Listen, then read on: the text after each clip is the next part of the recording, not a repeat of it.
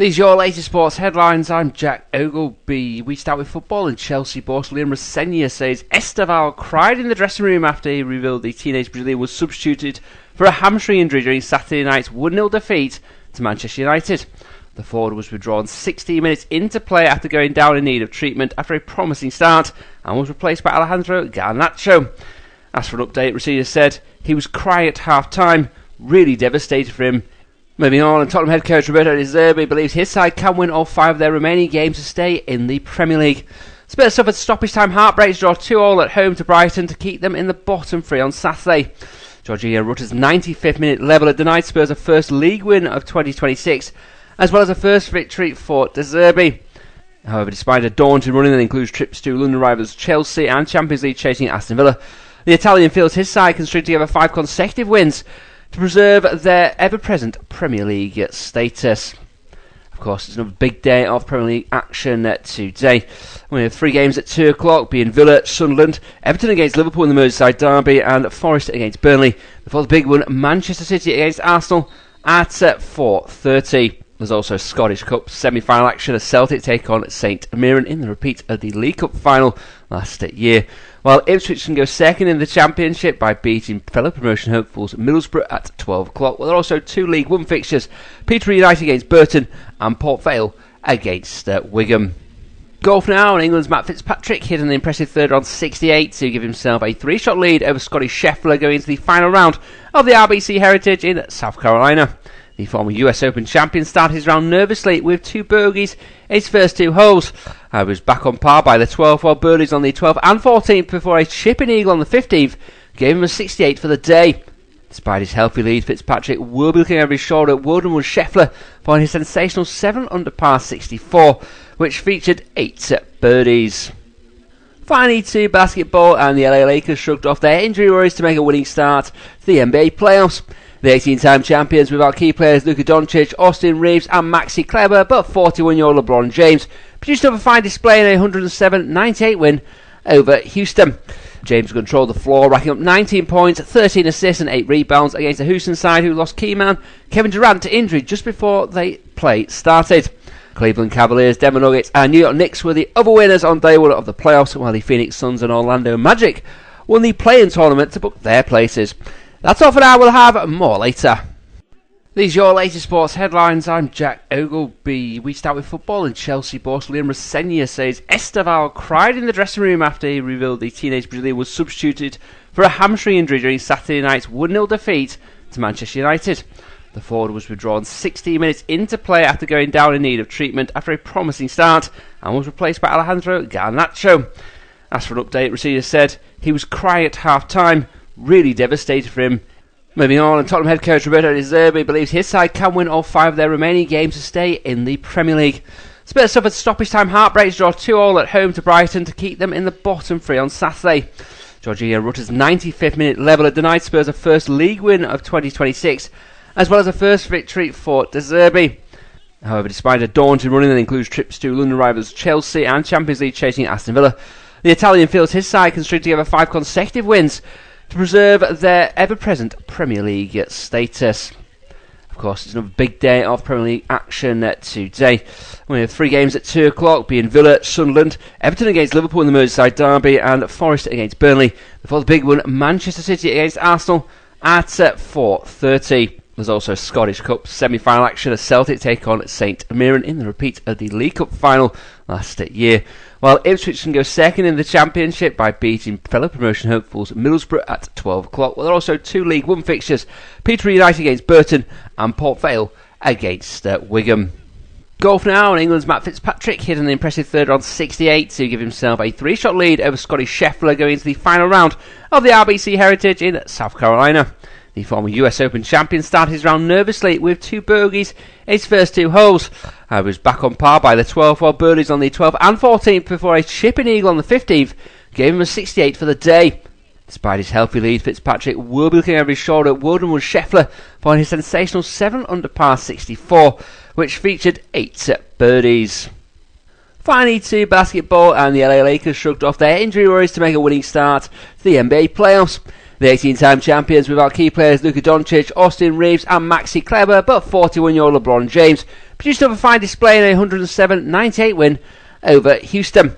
James controlled the floor, racking up 19 points, 13 assists and 8 rebounds against a Houston side who lost key man Kevin Durant to injury just before the play started. Cleveland Cavaliers, Denver Nuggets and New York Knicks were the other winners on day one of the playoffs, while the Phoenix Suns and Orlando Magic won the play-in tournament to book their places. That's all for now, we'll have more later.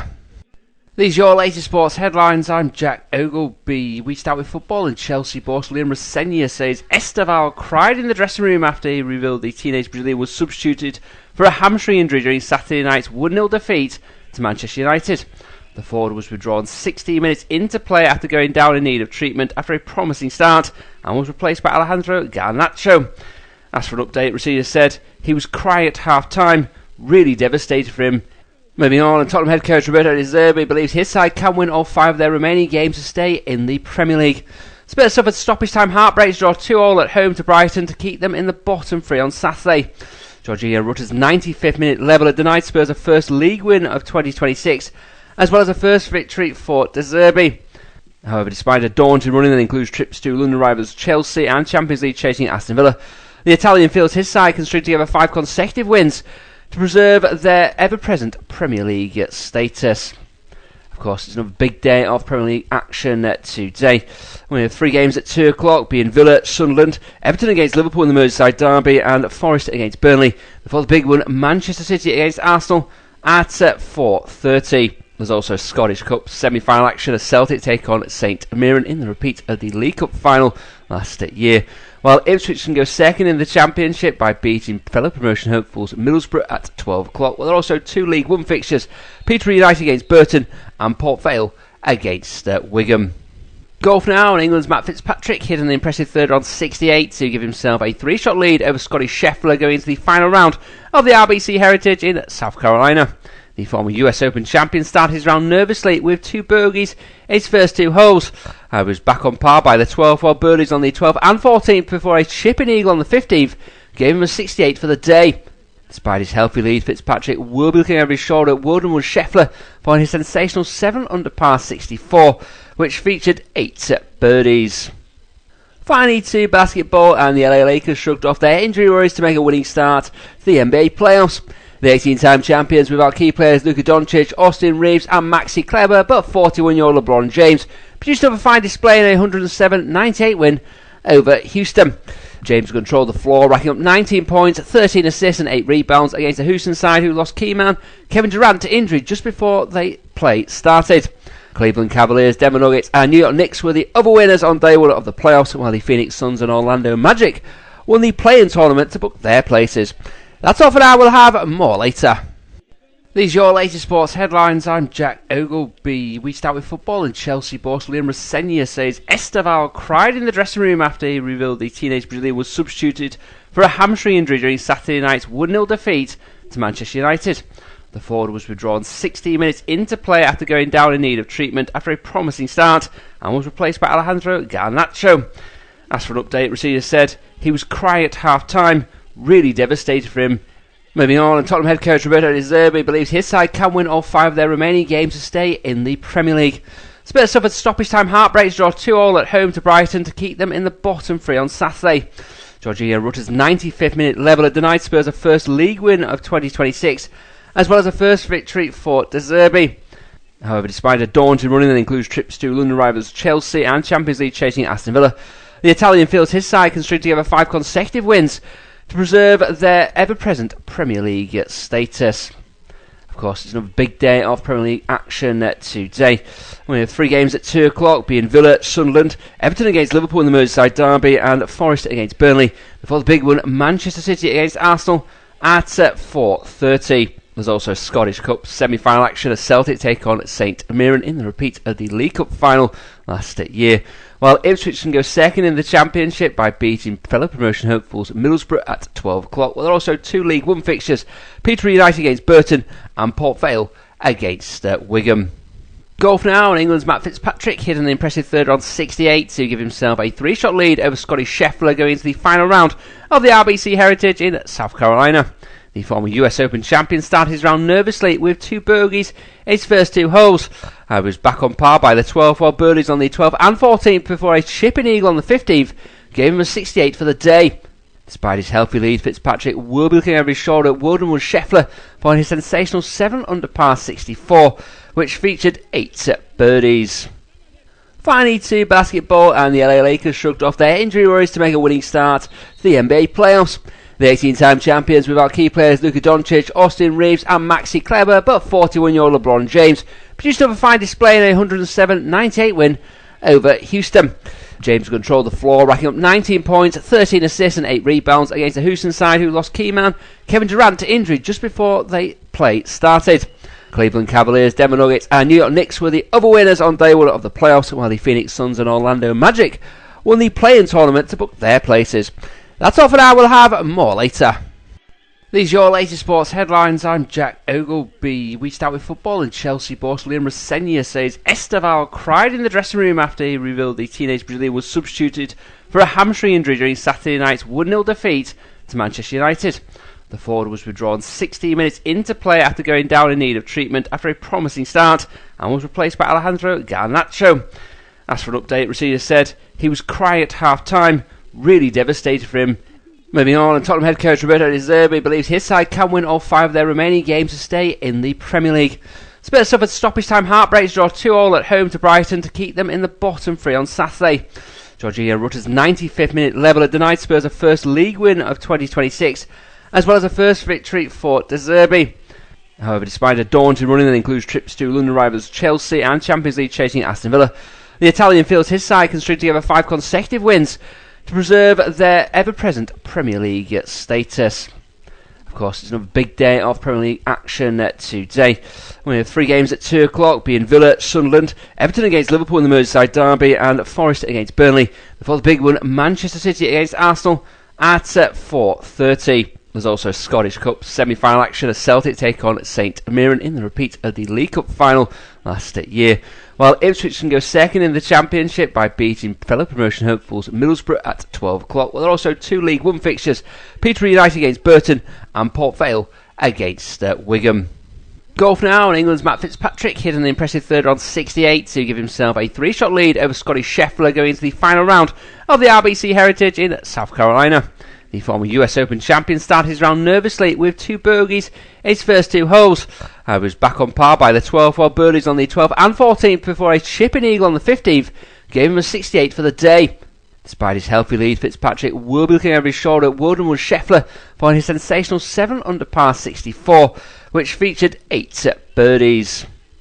Finally to basketball, and the LA Lakers shrugged off their injury worries to make a winning start to the NBA playoffs. The 18-time champions without key players Luka Doncic, Austin Reeves and Maxi Kleber, but 41-year-old LeBron James produced another fine display in a 107-98 win over Houston. James controlled the floor, racking up 19 points, 13 assists and 8 rebounds against the Houston side, who lost key man Kevin Durant to injury just before the play started.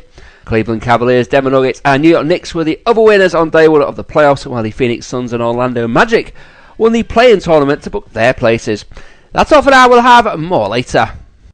These are your latest sports headlines. I'm Jack Ogleby. We start with football, and Chelsea boss Liam Rosenior says Esteval cried in the dressing room after he revealed the teenage injury during Saturday night's 1-0 defeat to Manchester United. The forward was withdrawn 16 minutes into play after going down in need of treatment after a promising start and was replaced by Alejandro Garnacho.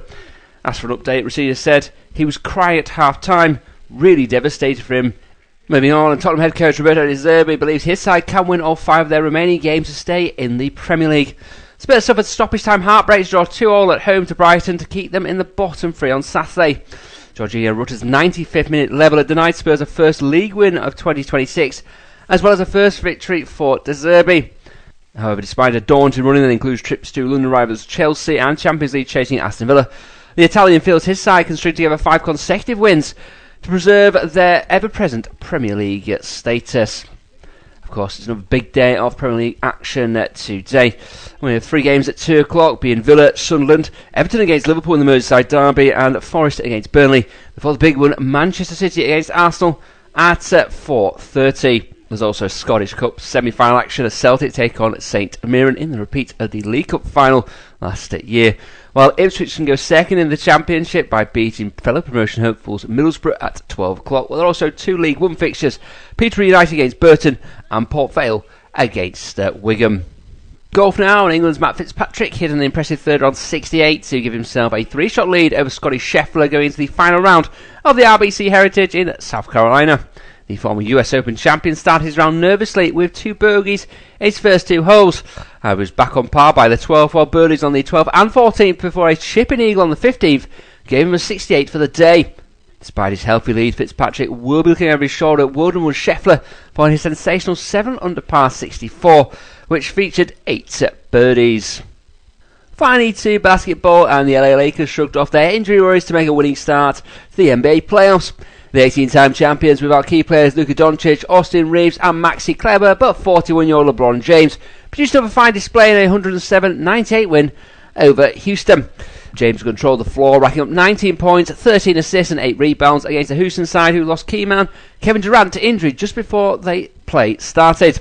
Cleveland Cavaliers, Denver Nuggets and New York Knicks were the other winners on day 1 of the playoffs, while the Phoenix Suns and Orlando Magic won the play-in tournament to book their places. That's all for now, we'll have more later. These are your latest sports headlines. I'm Jack Ogleby. We start with football, and Chelsea boss Liam Rosenior says Esteval cried in the dressing room after he revealed the teenage Brazilian was substituted for a hamstring injury during Saturday night's 1-0 defeat to Manchester United. The forward was withdrawn 16 minutes into play after going down in need of treatment after a promising start and was replaced by Alejandro Garnacho. As for an update, Rosenior said he was crying at half-time, really devastated for him. Moving on, and Tottenham head coach Roberto De Zerbi believes his side can win all 5 of their remaining games to stay in the Premier League. Spurs suffered stoppage time heartbreaks, draw 2-2 at home to Brighton to keep them in the bottom 3 on Saturday. Jorginho Rutter's 95th minute leveller denied Spurs a first league win of 2026, as well as a first victory for De Zerbi. However, despite a daunting running that includes trips to London rivals Chelsea and Champions League chasing Aston Villa, the Italian feels his side can string together 5 consecutive wins to preserve their ever-present Premier League status. Of course, it's another big day of Premier League action today. We have 3 games at 2 o'clock, being Villa, Sunderland, Everton against Liverpool in the Merseyside derby, and Forest against Burnley, before the big one, Manchester City against Arsenal at 4:30. There's also Scottish Cup semi-final action as Celtic take on St Mirren in the repeat of the League Cup final last year, while Ipswich can go second in the Championship by beating fellow promotion hopefuls Middlesbrough at 12 o'clock. Well, there are also two League One fixtures: Peterborough United against Burton and Port Vale against Wigan. Golf now, and England's Matt Fitzpatrick hit an impressive third on 68 to give himself a 3-shot lead over Scottish Scheffler going into the final round of the RBC Heritage in South Carolina. The former US Open champion started his round nervously with 2 bogeys in his first 2 holes. He was back on par by the 12th, while birdies on the 12th and 14th before a chipping eagle on the 15th gave him a 68 for the day. Despite his healthy lead, Fitzpatrick will be looking over his shoulder at Woden with Scheffler for his sensational 7 under par 64, which featured 8 birdies. Finally to basketball, and the LA Lakers shrugged off their injury worries to make a winning start to the NBA playoffs. The 18-time champions without key players Luka Doncic, Austin Reeves and Maxi Kleber, but 41-year-old LeBron James produced another fine display in a 107-98 win over Houston. James controlled the floor, racking up 19 points, 13 assists and 8 rebounds against a Houston side who lost key man Kevin Durant to injury just before the play started. Cleveland Cavaliers, Denver Nuggets and New York Knicks were the other winners on day 1 of the playoffs, while the Phoenix Suns and Orlando Magic won the play-in tournament to book their places. That's all for now, we'll have more later. These are your latest sports headlines. I'm Jack Ogleby. We start with football, and Chelsea boss Liam Rosenior says Esteval cried in the dressing room after he revealed the teenage Brazilian was substituted for a hamstring injury during Saturday night's 1-0 defeat to Manchester United. The forward was withdrawn 16 minutes into play after going down in need of treatment after a promising start and was replaced by Alejandro Garnacho. As for an update, Rosenior said he was crying at half-time, really devastated for him. Moving on, and Tottenham head coach Roberto De Zerbi believes his side can win all 5 of their remaining games to stay in the Premier League. Spurs suffered stoppage time heartbreaks, draw 2-2 at home to Brighton to keep them in the bottom 3 on Saturday. Jorginho Rutter's 95th minute leveller denied Spurs a first league win of 2026, as well as a first victory for De Zerbi. However, despite a daunting running that includes trips to London rivals Chelsea and Champions League chasing Aston Villa, the Italian feels his side can string together 5 consecutive wins to preserve their ever-present Premier League status. Of course, it's another big day of Premier League action today. We have 3 games at 2 o'clock, being Villa, Sunderland, Everton against Liverpool in the Merseyside derby, and Forest against Burnley. Before the big one, Manchester City against Arsenal at 4:30. There's also Scottish Cup semi-final action as Celtic take on St Mirren in the repeat of the League Cup final last year. While Ipswich can go second in the Championship by beating fellow promotion hopefuls Middlesbrough at 12 o'clock. Well, there are also 2 League 1 fixtures, Peterborough United against Burton and Port Vale against Wigan. Golf now, and England's Matt Fitzpatrick hit an impressive third on 68 to give himself a 3-shot lead over Scottish Scheffler going into the final round of the RBC Heritage in South Carolina. The former US Open champion started his round nervously with 2 bogeys in his first 2 holes. He was back on par by the 12th, while birdies on the 12th and 14th before a chipping eagle on the 15th gave him a 68 for the day. Despite his healthy lead, Fitzpatrick will be looking over his shoulder at Wodenwood Scheffler for his sensational 7 under par 64, which featured 8 birdies. Finally to basketball, and the LA Lakers shrugged off their injury worries to make a winning start to the NBA playoffs. The 18-time champions without key players Luka Doncic, Austin Reeves and Maxi Kleber, but 41-year-old LeBron James produced another fine display in a 107-98 win over Houston. James controlled the floor, racking up 19 points, 13 assists and 8 rebounds against a Houston side who lost key man Kevin Durant to injury just before the play started. Cleveland Cavaliers, Denver Nuggets and New York Knicks were the other winners on day 1 of the playoffs, while the Phoenix Suns and Orlando Magic won the play-in tournament to book their places. That's all for now, we'll have more later. These are your latest sports headlines. I'm Jack Ogleby. We start with football, and Chelsea boss Liam Rosenior says Esteval cried in the dressing room after he revealed the teenage Brazilian was substituted for a hamstring injury during Saturday night's 1-0 defeat to Manchester United. The forward was withdrawn 16 minutes into play after going down in need of treatment after a promising start and was replaced by Alejandro Garnacho. As for an update, Rosenior said he was crying at half-time, really devastated for him. Moving on, and Tottenham head coach Roberto De Zerbi believes his side can win all 5 of their remaining games to stay in the Premier League. Spurs suffered stoppage time heartbreaks, draw 2-2 at home to Brighton to keep them in the bottom 3 on Saturday. Georginio Rutter's 95th minute leveller denied Spurs a first league win of 2026, as well as a first victory for De Zerbi. However, despite a daunting running that includes trips to London rivals Chelsea and Champions League chasing Aston Villa, the Italian feels his side can string together 5 consecutive wins to preserve their ever-present Premier League status. Of course, it's another big day of Premier League action today. We have 3 games at 2 o'clock, being Villa, Sunderland, Everton against Liverpool in the Merseyside derby, and Forest against Burnley. Before the big one, Manchester City against Arsenal at 4:30. There's also Scottish Cup semi-final action as Celtic take on St Mirren in the repeat of the League Cup final last year. While Ipswich can go second in the Championship by beating fellow promotion hopefuls Middlesbrough at 12 o'clock. Well, there are also 2 League 1 fixtures, Peterborough United against Burton and Port Vale against Wigan. Golf now, and England's Matt Fitzpatrick hit an impressive third on 68 to give himself a 3-shot lead over Scottish Scheffler going into the final round of the RBC Heritage in South Carolina. The former US Open champion started his round nervously with 2 bogeys in his first 2 holes. He was back on par by the 12th, while birdies on the 12th and 14th before a chipping eagle on the 15th gave him a 68 for the day. Despite his healthy lead, Fitzpatrick will be looking over his shoulder at Wodenwood Scheffler for his sensational 7 under par 64, which featured 8 birdies. Finally to basketball, and the LA Lakers shrugged off their injury worries to make a winning start to the NBA playoffs. The 18-time champions without key players Luka Doncic, Austin Reeves and Maxi Kleber, but 41-year-old LeBron James produced another fine display in a 107-98 win over Houston. James controlled the floor, racking up 19 points, 13 assists and 8 rebounds against a Houston side who lost key man Kevin Durant to injury just before the play started. Cleveland Cavaliers, Denver Nuggets and New York Knicks were the other winners on day 1 of the playoffs, while the Phoenix Suns and Orlando Magic won the play-in tournament to book their places. That's all for now, we'll have more later. These are your latest sports headlines. I'm Jack Ogleby. We start with football, and Chelsea boss Liam Rosenior says Esteval cried in the dressing room after he revealed the teenage Brazilian was substituted for a hamstring injury during Saturday night's 1-0 defeat to Manchester United. The forward was withdrawn 16 minutes into play after going down in need of treatment after a promising start and was replaced by Alejandro Garnacho. As for an update, Rosenior said he was crying at half-time, really devastated for him. Moving on, and Tottenham head coach Roberto De Zerbi believes his side can win all 5 of their remaining games to stay in the Premier League. Spurs suffered stoppage time heartbreaks, draw 2-2 at home to Brighton to keep them in the bottom 3 on Saturday. Georginio Rutter's 95th minute leveller denied Spurs a first league win of 2026, as well as a first victory for De Zerbi. However, despite a daunting running that includes trips to London rivals Chelsea and Champions League chasing Aston Villa, the Italian feels his side can string together 5 consecutive wins to preserve their ever-present Premier League status. Of course, it's another big day of Premier League action today. We have 3 games at 2 o'clock, being Villa, Sunderland, Everton against Liverpool in the Merseyside derby, and Forest against Burnley. Before the big one, Manchester City against Arsenal at 4:30. There's also Scottish Cup semi-final action as Celtic take on St Mirren in the repeat of the League Cup final last year. While Ipswich can go second in the Championship by beating fellow promotion hopefuls Middlesbrough at 12 o'clock. Well, there are also 2 League One fixtures, Peterborough United against Burton and Port Vale against Wigan.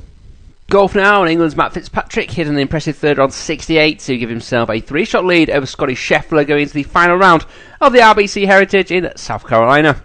The former US Open champion started his round nervously with 2 bogeys in his first 2 holes.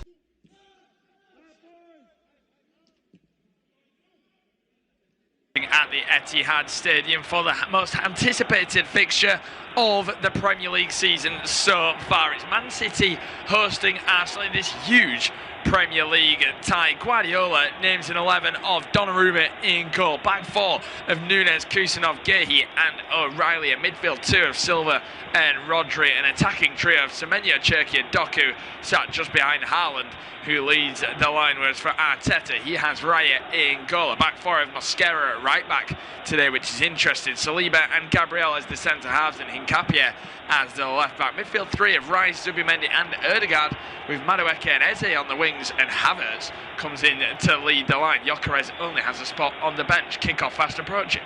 Kick-off is fast approaching at the Etihad Stadium for the most anticipated fixture of the Premier League season so far. It's Man City hosting Arsenal in this huge and we will leave that just there because we are underway at the Etihad for the biggest game of the Premier League season, and I think every other club won't mind me describing this game as that. It is a huge game in the Premier League. It is the big one in the title race. Manchester City hosting Arsenal in this one. Man City already get an early free kick given away by Mosquera, who's playing at right back today. What a battle that's going to be. Doku up against Mosquera. You think Man City are going to try and get Doku in possession as much as possible. It's myself, Kieran Graham, alongside Luke Ashurst to bring you coverage of this one. Well, Luke, like I said, there's not really many words that are going to do it justice for how big this one is for the title race. Man City playing catch-up, of course, in this one, as the free kick's a bit of a strange one from Donnarumma, but it finds Antoine Semenyo, who's battling to keep hold of possession. Well, Man City 6 points behind Arsenal in this one, with a game in hand. A win today for Man City. You think it only ever really goes one way, Luke? Yeah, it does. We've seen how many times over Pep Guardiola's tenure how important games like this are. I think back to that game at the Etihad between Man City and Liverpool, that game where John Stones got the clearance off the line that just changed things massively. This is, as you've said, the biggest game this season in the Premier League. This might sound daft to say, it almost feels like the biggest game in the Premier League for maybe the next 5 years, because it feels like whoever wins this title, I think whoever wins this game goes on to win the title.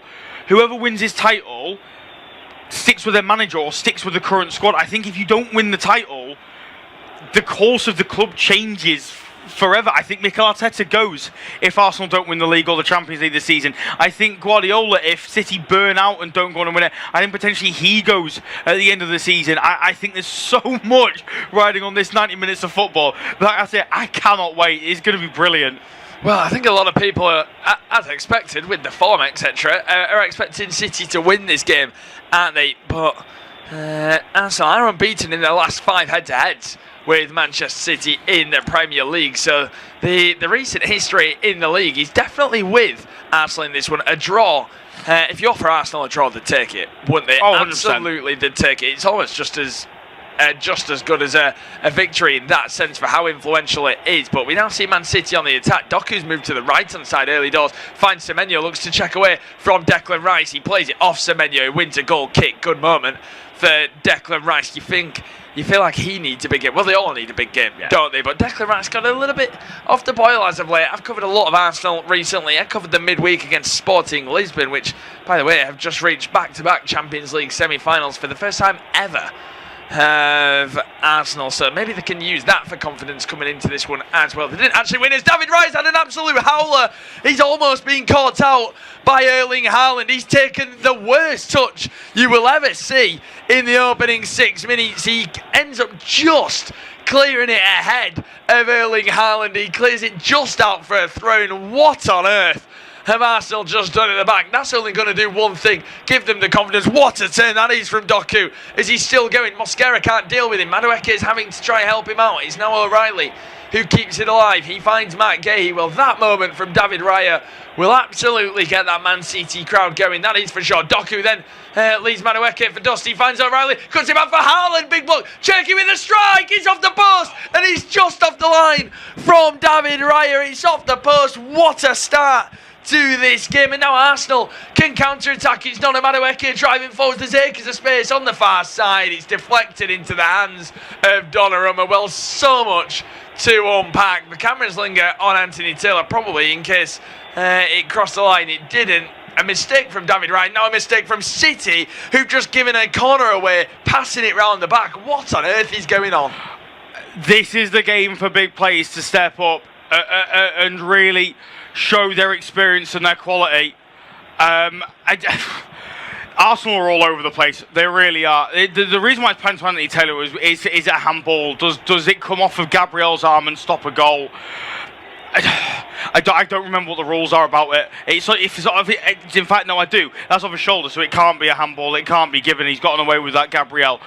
But Arsenal have got so many players who don't know what it means to win a title, don't know how to win a title. Kusanov, unfortunately for City, is one of the few that doesn't, and he's just given a corner away. And how many times have we said you can't give cheap corners away against Arsenal? And Madueke whips it in towards the front post. It's Hincapie who flicks it on. It's going to go for another corner for Arsenal. Well, that could have been a good opportunity. Gabriel's frustrated with one of his teammates, maybe taking it off him. It just glanced off the head of Rodri in the end at the front post. It may have even been Nunes. No, it was Rodri who glances it wide, and it's going to be another corner coming up for Arsenal. What an opening 6 minutes this has been. We've still not even seen the David Raya touchback, have we, so far? The completely nervous moment from the goalkeeper out of absolutely nowhere. Still haven't been shown it. This second corner whips in towards the back post. There's Mosquera with the header, and he puts his chance wide. Yeah, better from Arsenal. I feared for them. It has to be said with that David Raya loose touch, because you have to set the tone in this game. You really do. It's so hard to pull it back. We'll see a replay of it now. You've got to set the tone. You've got to be ready from minute one, and you've got to either be calm and relaxed, or you've got to show a bit of intensity. He showed neither there, David Raya. But having said that, they've responded brilliantly well, Arsenal, and it's got to be a case of you've got to let City will let you know that they're there. They're not going to sit back. They're not just going to let you have the ball for 10 minutes. So you've got to let City know that you're there, and you're not going to let them do the same thing. And credit where credit's due to Arsenal, particularly through this man Noni Madueke. They're certainly doing that. Well, of course, these two sides did recently meet, didn't they, in the cup final where Nico O'Reilly was the absolute hero with two massive goals. Such a big moment for him, for his boyhood club. Of course, the big team news, Gyökeres on the bench for Arsenal today. They have gone with Havertz. While there's an offside, I can run you through the lineups. Man City have Donnarumma, Ian Cole, a back four of Nunes, Kusanov, Gahey and O'Reilly. Midfield two of Silva and Rodri, with an attacking trio of Semenyo, Cherky and Doku, all sat just behind Haaland, who leads the line. Whereas for Arsenal, they have Raya in goal, a back four of Mosquera, Saliba, Gabriel and Hincapie. midfield three of Rice, Zubimendi and Ødegaard, and a front three of Madueke and Eze either side of Havertz. Interesting that they've gone with Eze on the left wing today as well. Let's see how he can maybe link up with the likes of Martin Ødegaard on the same pitch together. We haven't seen that too much, have we? As that's a great challenge from Mosquera, and Arsenal could be in behind. Is Havertz going to get there? No, he isn't. Donnarumma watches it out for a goal kick. Now that's a good chance, isn't it, for Arsenal, where they force the mistake, get the ball back. Those passes have to be better in a game like this. Yeah, you're not going to get those opportunities too often against this City side. You've got to make the most of it. So I think it's intriguing that he's gone with Havertz over Gyökeres. There was that talk, wasn't there, at the start of the season? We knew Havertz was going to miss an extended period of time.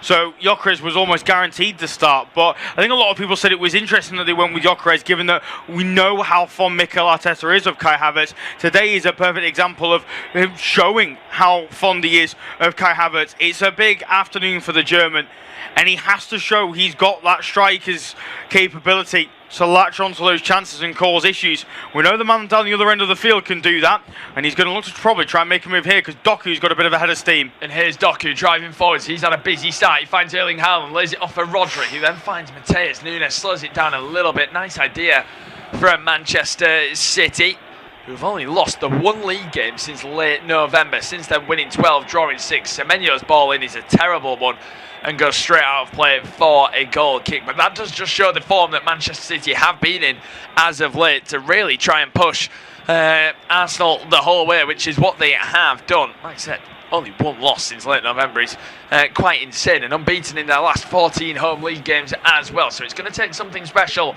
for Arsenal to get a victory today, but the top of the league, they should be a side made for special moments like these. As of late, haven't really filled us with the confidence that they are, but we now see Eberechi has it with his first touches. It's good footing from Semenyo in the end, and Cherki turns away. Of course, Cherki hit the post early on. We've not seen too much of him so far in this one, though. He's on the ball now. He's under pressure from Gabriel, who puts a good foot in on him, and Eze can come away with it. He finds Declan Rice. That's nice play from Arsenal, and it's Ødegaard. Cuts onto his left, looks for a through ball for Kai Havertz, who goes for goal. Well blocked by Nunes. There's no offside in there. Goes for a corner kick. Well, Arsenal have really come into their own since that nervy opening couple of minutes. We said, didn't we, before kick-off that Cherki was going to be the key man today for both sides. If Arsenal could nullify him, City, you maybe think they're going to struggle to create things for City. If they can get him firing, they're going to be in a great position.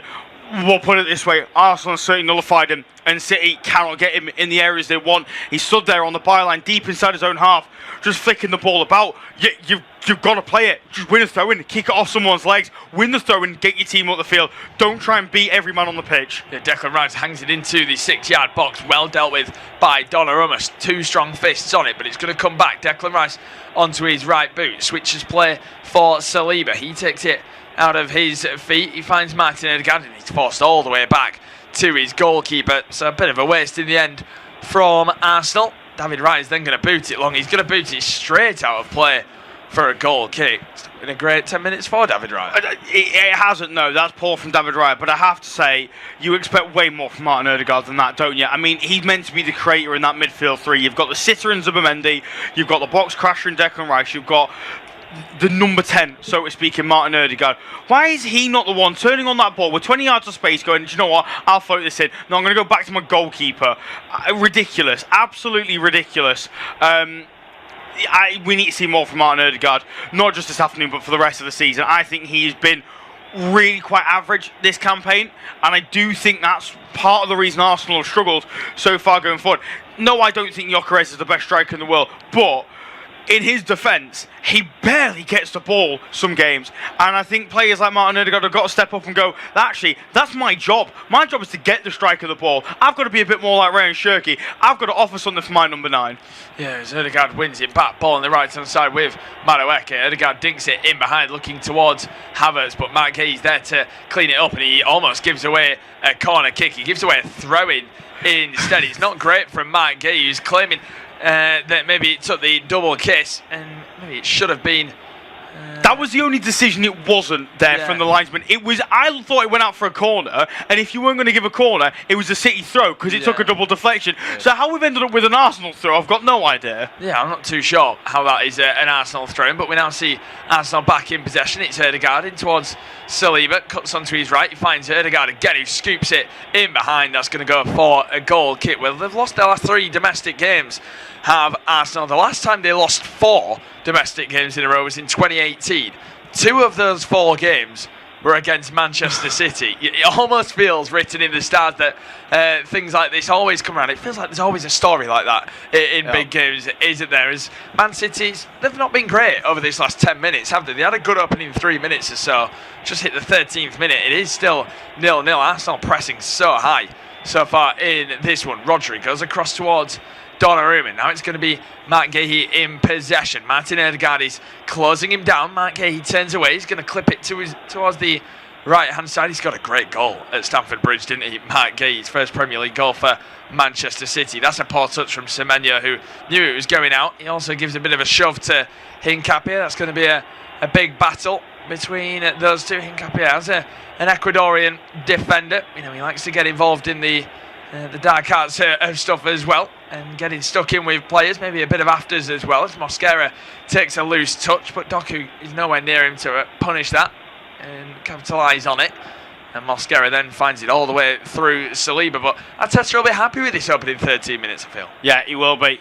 They're on top. They look more comfortable, which I didn't think I'd be saying nearly 40 minutes into this game, particularly after the first 5, but they do look more comfortable, more settled. So you've got to show a bit of adaptability here, and got to show that there is a plan B.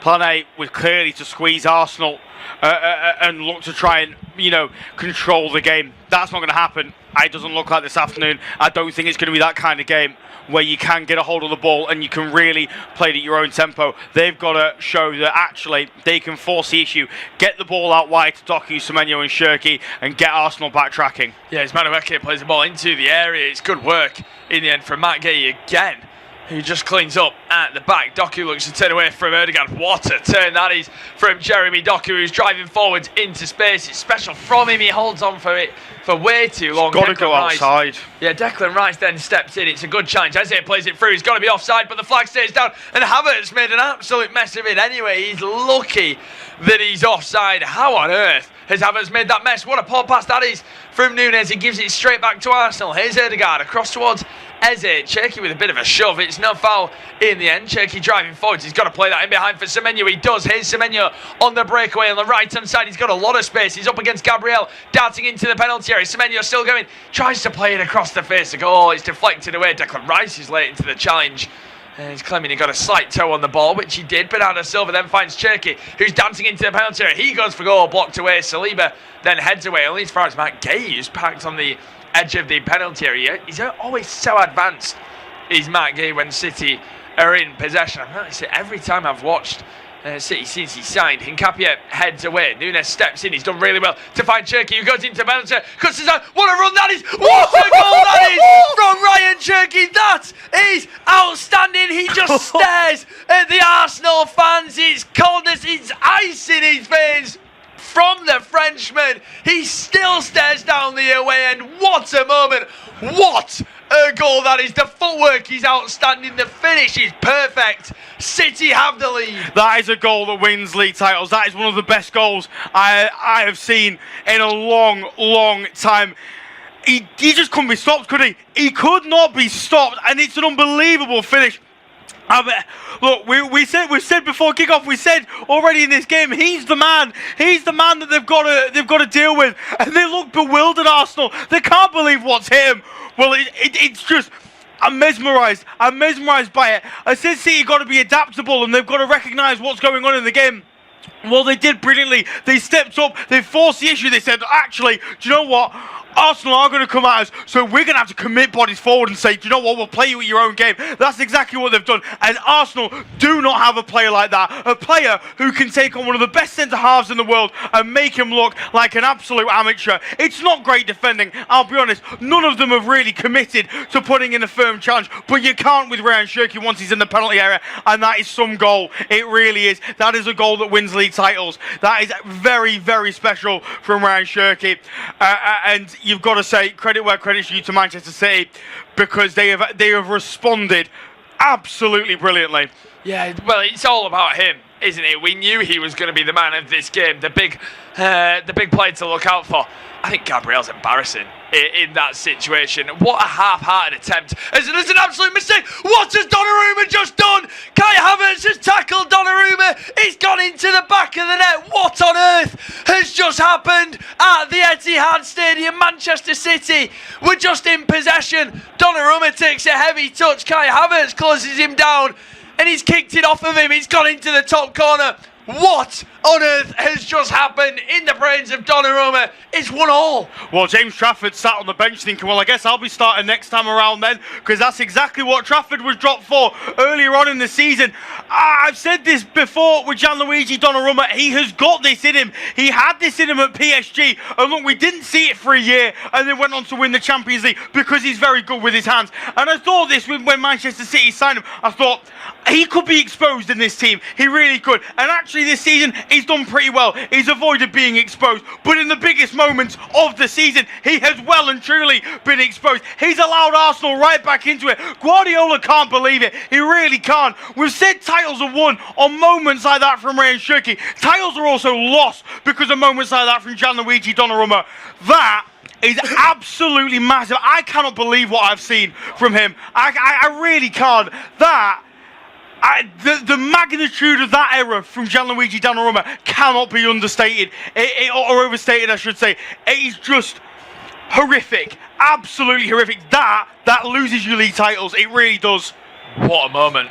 What a moment! Instantly, Mikel Arteta started celebrating like he'd won the league. That's how big it was. Pep Guardiola put his hands on his head and almost just sprinted back off to his seat. Wow. What a couple of minutes. We knew this was going to be blockbuster. We knew this was the definition of main event. It's delivered more. It's not one that's underperformed, has it? What a start to this game. We've seen an unbelievable goal. We've seen an unbelievable error. We've seen big moments apart from the goals. I mean, this is delivering. This is delivering. It is a pleasure to be watching it. It's a pleasure to be working on it. What a game of football this has been so far. Hincapié takes a poor touch. Rodri plays a through ball, and Haaland's going to get there. Here comes City on the counter attack. What a chance this is. He's got Semenyo in the penalty area. He slipped. He slipped. Semenyo has slipped. What a moment that is. Granted, it's not a great ball from Erling Haaland, in my opinion. He's onside as well. I think it's a bit heavy, and I think that's why Semenyo slips. He just can't adjust. He puts too much on it, but he has slipped. What an error. I don't think there is a single manager in this division who will not be phoning up boot supplies at the end of the year saying, stop giving our footballers blades. Every week I see at least 10 players falling over, running for the ball. It's not even raining in Manchester. It's not rained all day. I can't believe it. It's a huge opportunity. I think he does. It's not a great pass, but he does get there. He absolutely does get there, and it's still a great opportunity. And here come Arsenal now on the attack down the left-hand side. Hincapié gets there ahead of Nunes. He tries to be clever and play it off him to win a set piece. He doesn't. He ends up just slicing it out of play for a goal kick. Well, wow. 20 and a half minutes into this one, can finally have a bit of a breather in a sense that the ball's out of play for a goal kick. What a game this has been. Well, I'll tell you what. I've got a feeling that that decision to start Kai Havertz, maybe for the energy levels, has just been justified, hasn't it? As Doku turns away from his man, he finds Cherky, and now here comes City with acres of space. Where has that come from? On the left-hand side for O'Reilly. He plays it inwards for Rayan Cherky. Cuts inside, looks for a through ball. It's well deflected away. He was looking for Erling Haaland there. As we now see Matheus Nunes goes across towards Kusinov. Now it's going to be Gehi. Now finds O'Reilly. He finds Jeremy Doku cuts inside away from Mosquera, plays the ball in behind. It's just a little bit overhit for Nico O'Reilly. He looks to the sky, Doku. He knows that it's not a great ball from him in the end, but I mean, he's been such a live wire as well. Yeah, he has. I think they've got a problem at fullback here, Arsenal. No, there's not really a huge amount they can do. Ben White struggled since coming into the side. Lewis Skelly as well hasn't played well when he's been called upon. And obviously there are injuries to Timber and Calafiore. But Hincapié, Mosquera, they don't offer anything going forward. Let's make no mistake. They offer absolutely nothing in the final third. But they're obviously being asked to attempt to try and create something, which means that they're leaving space in behind. And there's not much Mikel Arteta can do. I just think they've got a problem at fullback. Yeah, it looked like Madueke was almost going to get in behind there, but it's well dealt with. Gabriel and Haaland, we've not spoke about that matchup yet, have we? They, of course, have a good bit of history between them. That's a really good turn, though, from Eze, who's dancing straight through the heart of the midfield. He picks a nice pass for Madueke, looks for a return ball, but it's well cleared away. And with that, 22.5 minutes on the clock, we've reached the halfway stage of this half. Well, it's been an unbelievable 22.5 minutes, hasn't it? What a game of football it's been so far. It's Manchester City 1, Arsenal 1, thanks to goals from Cherki and Havertz, and it will be Luke to take you through to half time. Cheers, Kieran. Thrilling game of football so far. It's hard to really tell who's on top, to be honest, especially since that Arsenal equaliser. It's been level, to say the least, as it's the Gunners' back four in possession now. It's with William Saliba. No pressure from Manchester City whatsoever. It's just come up on our screen, the stat that Arsenal have number of pressures in the final third this afternoon are already up to 41. City, I think it was no more than 3. I think it potentially even read 2, which is not surprising when you watch the game, but in terms of how you thought the game was going to go, it's certainly not how I thought this game was going to pan out. Here's Martin Odegaard in possession for the visitors. Square to Gabriel, under pressure from Semenyo, will launch long, looking towards Eze. Flicks on towards Havertz, read well by Kusanov. Loose touch from the defender, but he somehow feeds the ball to Bernardo Silva, who pops up in the right place at the right time, as he so often does. Here's Doku, away from Mosquera again. Too easy from Jeremy Doku. He's got Mosquera on ropes at the minute, the Belgian international. Here's Rodri. Now O'Reilly, 40 yards away from the Arsenal goal. Rodri again, centrally, fires it onto the near side for Mateus Nunes. Cherki, back to Nunes once more. Here's Abdulkadir Kusanov. Kusanov will go square to Mark Guéhi. Guéhi has the movement of Doku on the far side, so we'll play it forward vertically towards O'Reilly. Now it's Doku again, one-on-one with Mosquera. Again, it's too easy for him to cut in on his right boot, but just laid off to Rodri. Now here it is with Nunes. Every single Man City player is tucked centrally, so there's nobody on the right-hand side to look to try and run at Hincapié. Now it's with Cherki. Has he flicked that off himself, or is that going to outplay for a City throw? It has indeed gone out for a Manchester City throw-in. Bernardo Silva now. Options left and right. We'll just go inside to Rodri. Rodri now held up well by Havertz. We'll go back to Nunes. And now Arteta barks his side forward. Tells them to step into the City half and put pressure on the back line. Donnarumma, poor clearance forward, is easily headed back by Gabriel, but his header's overhit. Straight into the hands of Donnarumma. He doesn't look happy, does he? I thought, I mentioned it at the time, I thought that loose touch from Ryan, it set the tone. Actually, credit where credit's due to Arsenal, didn't set the tone, and Ryan's looked relatively comfortable since, having not been asked to do a huge amount. Donnarumma, on the other hand, looks like every time the ball's at its feet, like it is now, genuinely looks like he'd rather be anywhere else in the world. Yeah, and you can just tell, he knows that it's a big mistake. He's been in the game a long time, hasn't he? What a big error it is. But there's a lot of time, if you're going to make an error, not that you ever would want to, you make it early on, don't you? So he's got an outfield team good enough to atone for his error, and he's got opportunities to atone for his error by making good saves in important moments as well. Can't dwell on it too much. If you dwell on things as a goalkeeper, you're going to make another mistake, and another, and another. Yeah, absolutely.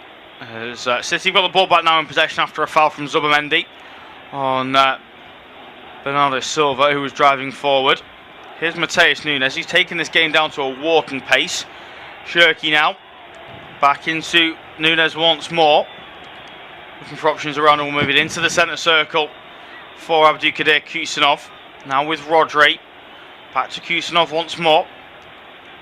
To the left-hand side now for Gahey as Arsenal again look to put on that press. Gahey across to Bernardo Silva. Silva stepping towards halfway, but we'll just lay it off to O'Reilly. Back to Silva once again. City don't seem to have cracked this. I'm a little bit shocked. I'll break off. That's a lovely ball to O'Reilly. He's now going to drive forward. Got the run of Doku, and he feeds Doku brilliantly. Doku across Haaland, edge of the penalty area, miskicks it. And wide of the post, horribly wide of the post. Brilliant move down the left-hand side between O'Reilly and Doku. Doku against Mosquera is not fair, is it? It's not a fair fight. Doku's winning on every single occasion.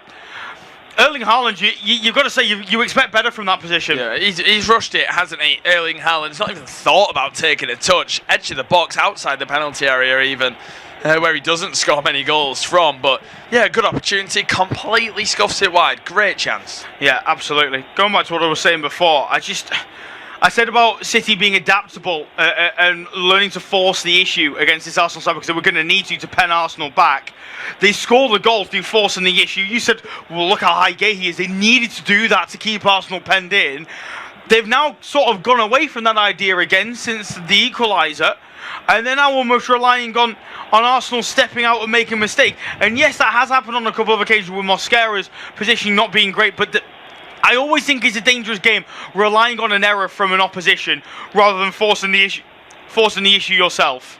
Yeah, it is. It really is. And I think Manchester City at the moment in open play are trying to force the good chances, aren't they? They're trying to create the good chances. Arsenal are more just waiting for an error at the back from Manchester City, which they've capitalised on. Credit to them for that. They're not really creating any chances. Ødegaard's been pretty poor in this opening 28 minutes. Eze's not really got going. Madueke's been quiet. Havertz, in terms of actual open play, having the ball, being involved, not really involved. It's just he's capitalised on an error and he forced the error, so credit to him for that. But yeah, Manchester City certainly feel like they've got the more outfield quality and confidence in this so far. Yeah, Donnarumma now with the ball back at his feet once again. For options around him, takes his time, allows the pressure from Ødegaard and just lays it off to Shirky. Shirky's ball forward isn't a good one, looking for Haaland, but it's a poor clearance away by Saliba. And Bernardo Silva will gather. His pass towards Ryan Shirky is poor. And now here come the visitors. Madueke, one-on-one with Gahey, once on his left boot. He's held up brilliantly by Mark Gahey and wins the goal kick as well. If City go on to win the league title, does he go down as one of the signings of the season? Because I'm in awe of him every time I watch him. I just think he's a genius. Yeah, so almost joined Liverpool, didn't he, on a couple of occasions? What a miss out that is for the side at Anfield. But yeah, he's been unbelievable, hasn't he? I thought he really struggled in the two legs against Real Madrid. It almost felt like a welcome to the next step. Same for Semenyo as well, a real welcome to the next step of their career. I think Eze, I felt that when I watched him in the Champions League as well at the start of this season for Arsenal, which, yeah, it's difficult. You take that next step from being the star players at mid-table clubs to playing for the top teams, big games every week. You're playing Champions League. But Mark Gahey in the Premier League, I mean, he's been outstanding for City. Yeah, he certainly has. And you know full well he'll get to that level where he can play week in, week out in the Champions League and not look uncomfortable. Long ball sent over the top is read well by Kusanov, but the pass back to Donnarumma is poor. Just about keeps it in from going out for a corner and feeds O'Reilly left-hand side under pressure from Havertz and Madueke. He's away from both of them. That's brilliant from Nico O'Reilly. It really is. And then through the press here, Manchester City, was Rodri fouled there by Declan Rice? Yes, he was. He says he got the ball. Referee disagrees. Unbelievable from Nico O'Reilly. You look at that back five, right, of Núñez, Kusanov, Donnarumma, Gahey and O'Reilly. He looks more comfortable than any of them in this position at the minute. If you're Pep, you've got to be looking at this going, Donnarumma looks like he can't keep playing because that ball comes over the top and Kusanov, yes, is rapid and can read it and deal with it well. But that was Donnarumma's ball all day long. And the pass back, and he forces Kusanov to play a bouncing ball back to him. He looks like his head's completely out of it. Yeah, he does. He looks a little bit rattled by it. James Trafford, he played those two games back to back, didn't he? In the Cup final and then Liverpool in the FA Cup. He looked brilliant in both Excellent. of them. He was so good. But then it's so tricky. You can't just change it at this stage of the season. What message does that send to your side? Pep Guardiola, he's been in these situations so much. You can't just drop Donnarumma in the Premier League like that for no real reason. But yeah, he's having a poor time at the minute. He really is. Here comes Doku, though, who's not having a poor time at the moment. Held up well by Matchday, who's back in support of Yersa Mosquera. He does well. Christian Mosquera, I should say, sorry. Now it's with Shirky into the penalty area. Into Mateus Nunes. Not bad ball in towards Erling Haaland. But it's cleared away well in the end in the penalty area by Martin Zubamendi.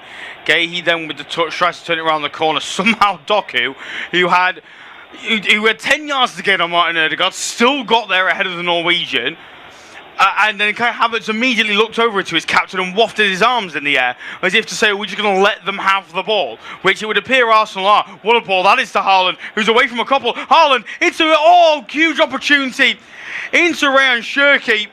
I tell you what, there were a few Arsenal players here who were absolutely furious with some around them. Ødegaard is just sauntering round the pitch. Great ball from O'Reilly to feed Haaland. Haaland into Bernardo Silva. Just couldn't quite get it out of his feet. They can't do that, Arsenal. They can't have a couple of players passengers in this game. He's strange, he's Ødegaard, isn't he? Because in a sense, it's weird to watch him because he was so promising. He's an average player at the moment, and he has been for quite a long time. I think Arsenal fans know it.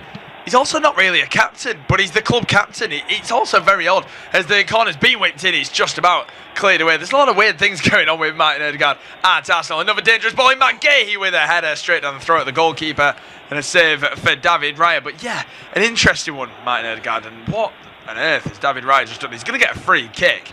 He's going to get away with it. He's thrown it forwards and maybe been fouled as he's done it, but I think he's lucky there. Yeah, does he get caught here by Nico O'Reilly as he goes to kick it? No. No, he doesn't. O'Reilly's just stood in front of him. If he's going to kick it, he has to recognise that if there's somebody in front of him, then yeah, I hope at some point we do get to a point where the referees do not just permanently protect the goalkeepers when nothing has happened, because yeah, there was no need for a free kick to be playing there, and he's gotten away with it, David Raya. But he will now get his free kick, which he's taking an age over, before he eventually launches it long down the near side towards Kai Havertz. His header goes straight up into the air. Rice will then challenge Rodri for it. Eventually Kusanov will gather and launch long looking towards Haaland. Saliba will get there first. He's been told to calm down by Mikel Arteta. And then it's played all the way back to David Raya. It does always intrigue me with Arsenal players. I mean, they'll obviously never admit it, but I would like to find out at some point off of one of them, as Ødegaard nearly gives the ball away to Erling Haaland. Mikel Arteta is permanently barking out instructions. Things like calm down, right? I think if I was a player, I would get to me a little bit. People like, just let me get on with my game. I don't need to be walked through the game. As a professional footballer who's currently top of the division, I wouldn't need my manager permanently shouting at me saying, calm down, or you run here. I'd just be like, leave me to my game. I think that I do genuinely think there are some Arsenal players who don't benefit from Arteta permanently telling them what to do. Yeah, sometimes it can get confusing, especially if he's asking a lot of players and maybe changing his mind every couple of minutes, saying different things. But I think they look pretty calm at times. Yes, they're making mistakes. So need to remember they're playing against Man City. Yeah. They force mistakes. They're an unbelievable team. That is just life. Arsenal are forcing Man City into mistakes. They're doing it to each other. It's not like it's a one-sided game. It's far from it. It just definitely feels like Man City are wanting it more, because guess what? They do. Yeah. They're the ones chasing. That is just the life of it. Arsenal could walk away with a draw and celebrate like they've won. That would be fair from them. So yeah, that just is the nature of this game. The ball's back with Donnarumma. He always wins every time it goes near him, just in case of what could happen. He picks a simple pass this time. Yeah, even watching it on independent off-tube studio pictures, you still can sense the tension every time he gets hold of the ball, can't you? 35 and a half minutes gone in this one at the Etihad. Independent off-tube studio-based commentary. It's Manchester City 1, Arsenal 1. Incredibly tense affair at the moment. And is this a first yellow card of the afternoon? Oh, this is a big one. Christian Mosquera has just been yellow carded for pulling back Jeremy Doku. It's the right decision from Anthony Taylor, but he's now in a whole world of trouble. He doesn't know what to do, does he, with Jeremy Doku? I mean, you just never get touched tight to him, not that high up the field. You're asking for trouble, and he pulls him back, and now you feel like if he's going to make the end of the 90 minutes, Doku's going to have a field day. It's the right decision, because what's that, his third or fourth foul in 36 minutes? Well, he committed 2 fouls in the first 3 minutes. But Doku had spun him anyway. He was breaking up a counter-attack. Yeah, exactly. So it's accumulation and just not a great tackle in general. It's a bit of a cynical foul, and we've just seen Nunes nudge Eze to the ground. I think he's looking for that. Hincapié is asking for a yellow card. How on earth can you ask for a yellow card for a foul like that? But yeah, it's heating up now, and that's perfect for us, Luke, because this game is going to get tastier and tastier. Yeah, absolutely. Let's see a replay. Does he actually catch him here, Mateus Nunes? No, that's a dive from Eberechi Eze. The linesman, I can't believe, has given that. That's shameful from the official and from Eberechi Eze as well. There's no contact from behind there whatsoever. Yeah, I've also just seen that goal from Kai Havertz is his first Premier League goal of the season. Wow. I mean, that says a lot about Arsenal going forward, doesn't it? I mean, Gyökeres has got 12 so far in the Premier League this season, but he also cost £60 million. So I don't know. I don't know how I feel about that. To be pretty honest, I don't know how I feel about a £60 million striker not starting in the biggest game of the season. But here we are. We're level at 1 apiece, and as things stand, I think Mikel Arteta will be relatively happy with the decision he's made, as Haaland's been bundled over there by Gabriel, and he shoved the Brazilian in the process. But here come Manchester City looking to try and take advantage of him being out of position. It's a good interception made though by William Saliba inside the penalty area. I think Erling Haaland is the best striker in the world personally, but he has a problem against Arsenal. He cares way too much about getting the best of Gabriel, way too much, that it's to the detriment of the team. He very rarely finds himself making the right decision because he's permanently worried about what Gabriel's doing. And I actually just think City would be way better suited if somebody sat him down and said, right, just go bully Saliba instead. Don't worry about Gabriel. Go target Saliba, because Gabriel gets in his head. You can tell, you can see it every single time. Yeah, exactly. And we've just seen that battle there. Gabriel and Haaland completely going at each other. And there's the history, isn't there? There is the history. Even then you can see it. Yeah, you see there. They're both going at each other. It's almost like they know it now. So they try to be a little bit sneakier, as if there's not hundreds of cameras everywhere. But yeah, they don't like each other. No, but that's perfect. That's what we want. It's great, but on that occasion, right, so they fall over, that's fine. Haaland, rather than doing everything he can to bust the goal and get back in, he's more bothered about shoving Gabriel when he's on the floor. And I just think if you're Guardiola, you'll sat there thinking, I need my striker, not worrying about what the centre-half's doing. Yeah, sometimes, especially when you're the ones chasing and needing the victory a little bit more. Yeah, it's a big thing. Haaland needs to stay focused. He's had some decent moments in this first half. He made a mess of his chance, didn't he, on the edge of the box. Doku's tried that turn again. This time Mosquera stops him. Here come Arsenal. Yeah, great from Mosquera and from Madueke as well. He feeds Mosquera once again. Ball into the box. Great challenge, Kusanov. Brilliant ball into Kai Havertz, who can't believe that Kusanov has got back in time to put the challenge in. Lovely from Madueke to skip away from Bernardo Silva. Feeds Mosquera well. That's a great ball in. Havertz, I actually don't think makes a great run because that's in a perfect area and the ball ends up behind him, but Kusanov reads it brilliantly and it's out of play for a corner. Yeah, it's great play from Kusanov, but it was great from Madueke on the right hand side. I'm a big fan of Madueke. I think he's heavily underrated. But they've got the most goals as expected from corners this season, 16. 2 more Spurs. Spurs can't have scored many goals if they've scored 14 from corners from open play this season, Tottenham. But this corner ready to be whipped in. Madueke in swinger from the far side, headed away well by Haaland. Ødegaard will gather and play the ball back into Noni Madueke. One-on-one with Mateus Nunes. Doku lingering in case he's needed in support. Madueke will just move it back to Ødegaard. Ødegaard now plays it square to Declan Rice. He's going to have to get it out wide because it would have been a straight ball into the box otherwise. Here's Piero Hincapié, held up well by Bernardo Silva. Now it's with Declan Rice once more. Saliba floats it over onto the far side for Madueke. It's massively overhit and straight out of play for a throw-in, and that again feels like a bit of a waste for Arsenal. If the corner doesn't work, the secondary ball in's got to be better, and that was really quite poor, it has to be said, from the Gunners. As Kusanov is just taking a minute hit of a drink inside the 6-yard box before City take this throw-in once again over on the far side. It's Nico O'Reilly to take before he launches it long down line towards Doku. He'll flick it on towards Haaland after the interception from Zubimendi. And then Saliba, that's poor from Saliba. Rodri's out-muscled him. And here's Rayan Cherki. Semenyo's gone on the right-hand side. Cherki goes alone. Cherki away from one. Lays it off. Semenyo with the strike. Oh, what a block from Hincapié. Out of play for a corner. Brilliant for the former Leverkusen man. Really poor from Arsenal. Cherki's been caught up in the build-up as he holds onto the back of his head. Saliba and Gabriel are not having a great game here, but Hincapié has bailed them out massively with that challenge. How on earth is Saliba getting outpaced by Rodri and allowing Rodri to catch him up?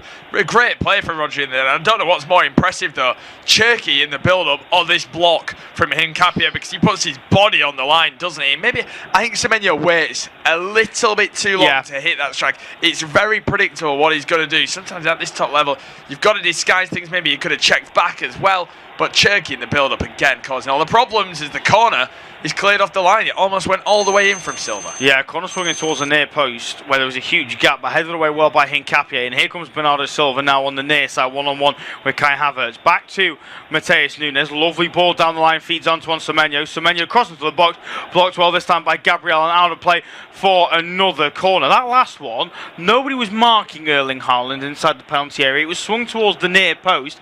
Certainly something to keep an eye on.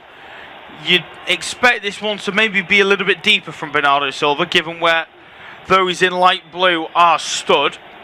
Rodri now making a move towards the 6-yard box. Again, Haaland unmarked. This time Zubimendi will stick with the Norwegian. Bernardo Silva will float this one towards the back post. Again off the line. Again off the line, and a free kick's been given as two Arsenal players take a tumble. Great ball in from Bernardo Silva, and I think Arsenal just about get away with it as Saliba heads away from the goal line. And a foul is given inside the penalty area nonetheless. Yeah, and they have got away with it, haven't they, in the end? Back-to-back corners, one at the front post, one at the back post, both cleared off the line by Arsenal defenders, this time by Saliba, who's nowhere near it, was he? David Raya, who's on full stretch, but nowhere near it. O'Reilly watched on, I think it was him that fouled his man in the area, but approaching the 44th minute now, it remains 1-1. Yeah, it does, and it's Arsenal now looking to try and find a response to this. Semenyo doing his defensive duties, gets back at Hincapié. Long ball lofted forward then by Donnarumma, is won by Haaland up against Saliba, who doesn't even get off the ground there, up against Man City's number 9, who then goes on to foul Madueke as he plays the ball back to Gabriel. Here it is with Hincapié down the near side, challenged by Matheus Nunes. That'll be a free kick. Will it to the home side? No, Doran, I should say, to the home side. Linesman says no. Arteta's then gotten involved with Matheus Nunes, and Guardiola isn't happy with the referee's assistant. He's having some strong words towards Anthony Taylor there, Pep Guardiola. He's never been the biggest fan of referees in this country, has he, Pep Guardiola? But I don't think there are many Premier League managers that do love the referees. There's what Saliba doing here, trying to dribble out from his own defensive third. Cherki then not happy because Rodri didn't step up in time to win the ball back, and Arsenal keep possession. Both these two teams seem to not be particularly happy with their own teammates. I mean, every time a team comes close to winning the ball back, somebody doesn't seem to step up with them. And then you've got midfielders turning around and kicking off, saying, why did you not step up with us? Yeah, it's because of the stakes, Luke. It really is. Any little thing, they'll fall out with each other, because that's how big this game is. They want everybody to be perfect, obviously, in every game. But this game's that big that they all know that they don't have a room for error. They really don't. It has to be spot on today. We've seen a lot of errors, haven't we, in this first half from both sides. There's another one, Zubimendi, who's kind of just coasted through this game. Only a minute added on, and Arsenal are going to have that final chance. Yeah, here comes Madueke driving forward, challenged well in the end by Gahey and O'Reilly, who turns away from the former Chelsea man and unconventionally feeds Mark Gahey, I think we'll say. He does get lucky as he tries to turn, and now maybe an opportunity for City to come forward. Doku brought down from behind by Martin Ødegaard, who's not happy with Anthony Taylor, but it'll be a free kick nonetheless to the home side with 30 seconds of the minute left to play. It's hard to really tell who will be the happier of the two managers at half-time, because I thought first 15-20 minutes Arsenal were the better team. They'll be happy with the scoreline, but the performance-wise, I think City have ended up growing into this game being far superior than the Gunners. I expect there to be definitely tactical changes at the interval. I expect City to be a fair bit more gung-ho. It'll be interesting to see how Arsenal approach it, but either way, we are heading towards the half-time whistle, and in fact it has just come from Anthony Taylor. Fantastic first half of the Etihad Stadium in this huge game at the top of the Premier League table. 16 minutes in, Shirky got the goal scoring going. What a wonderful goal it was, skipping past a couple before slotting past David Raya, but merely a minute later, Gianluigi Donnarumma with a horrible error, allowing Kai Havertz to tackle and put the ball into the back of the net. Half-time, it's Manchester City 1, Arsenal 1.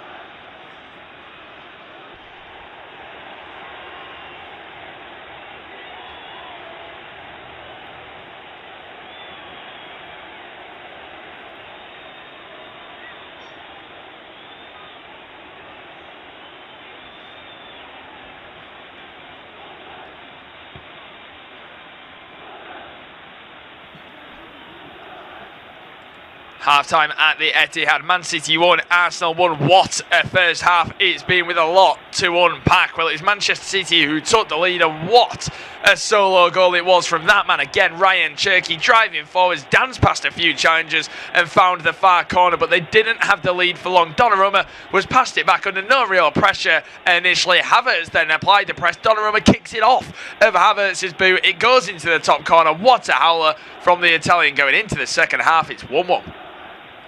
Half-time at the Etihad, Man City 1, Arsenal 1. What a first half it's been, with a lot to unpack. Well, it's Manchester City who took the lead, and what a solo goal it was from that man again. Ryan Cherky driving forwards, danced past a few challengers and found the far corner, but they didn't have the lead for long. Donnarumma was passed it back under no real pressure initially. Havertz then applied the press. Donnarumma kicks it off of Havertz's boot. It goes into the top corner. What a howler from the Italian going into the second half. It's 1-1.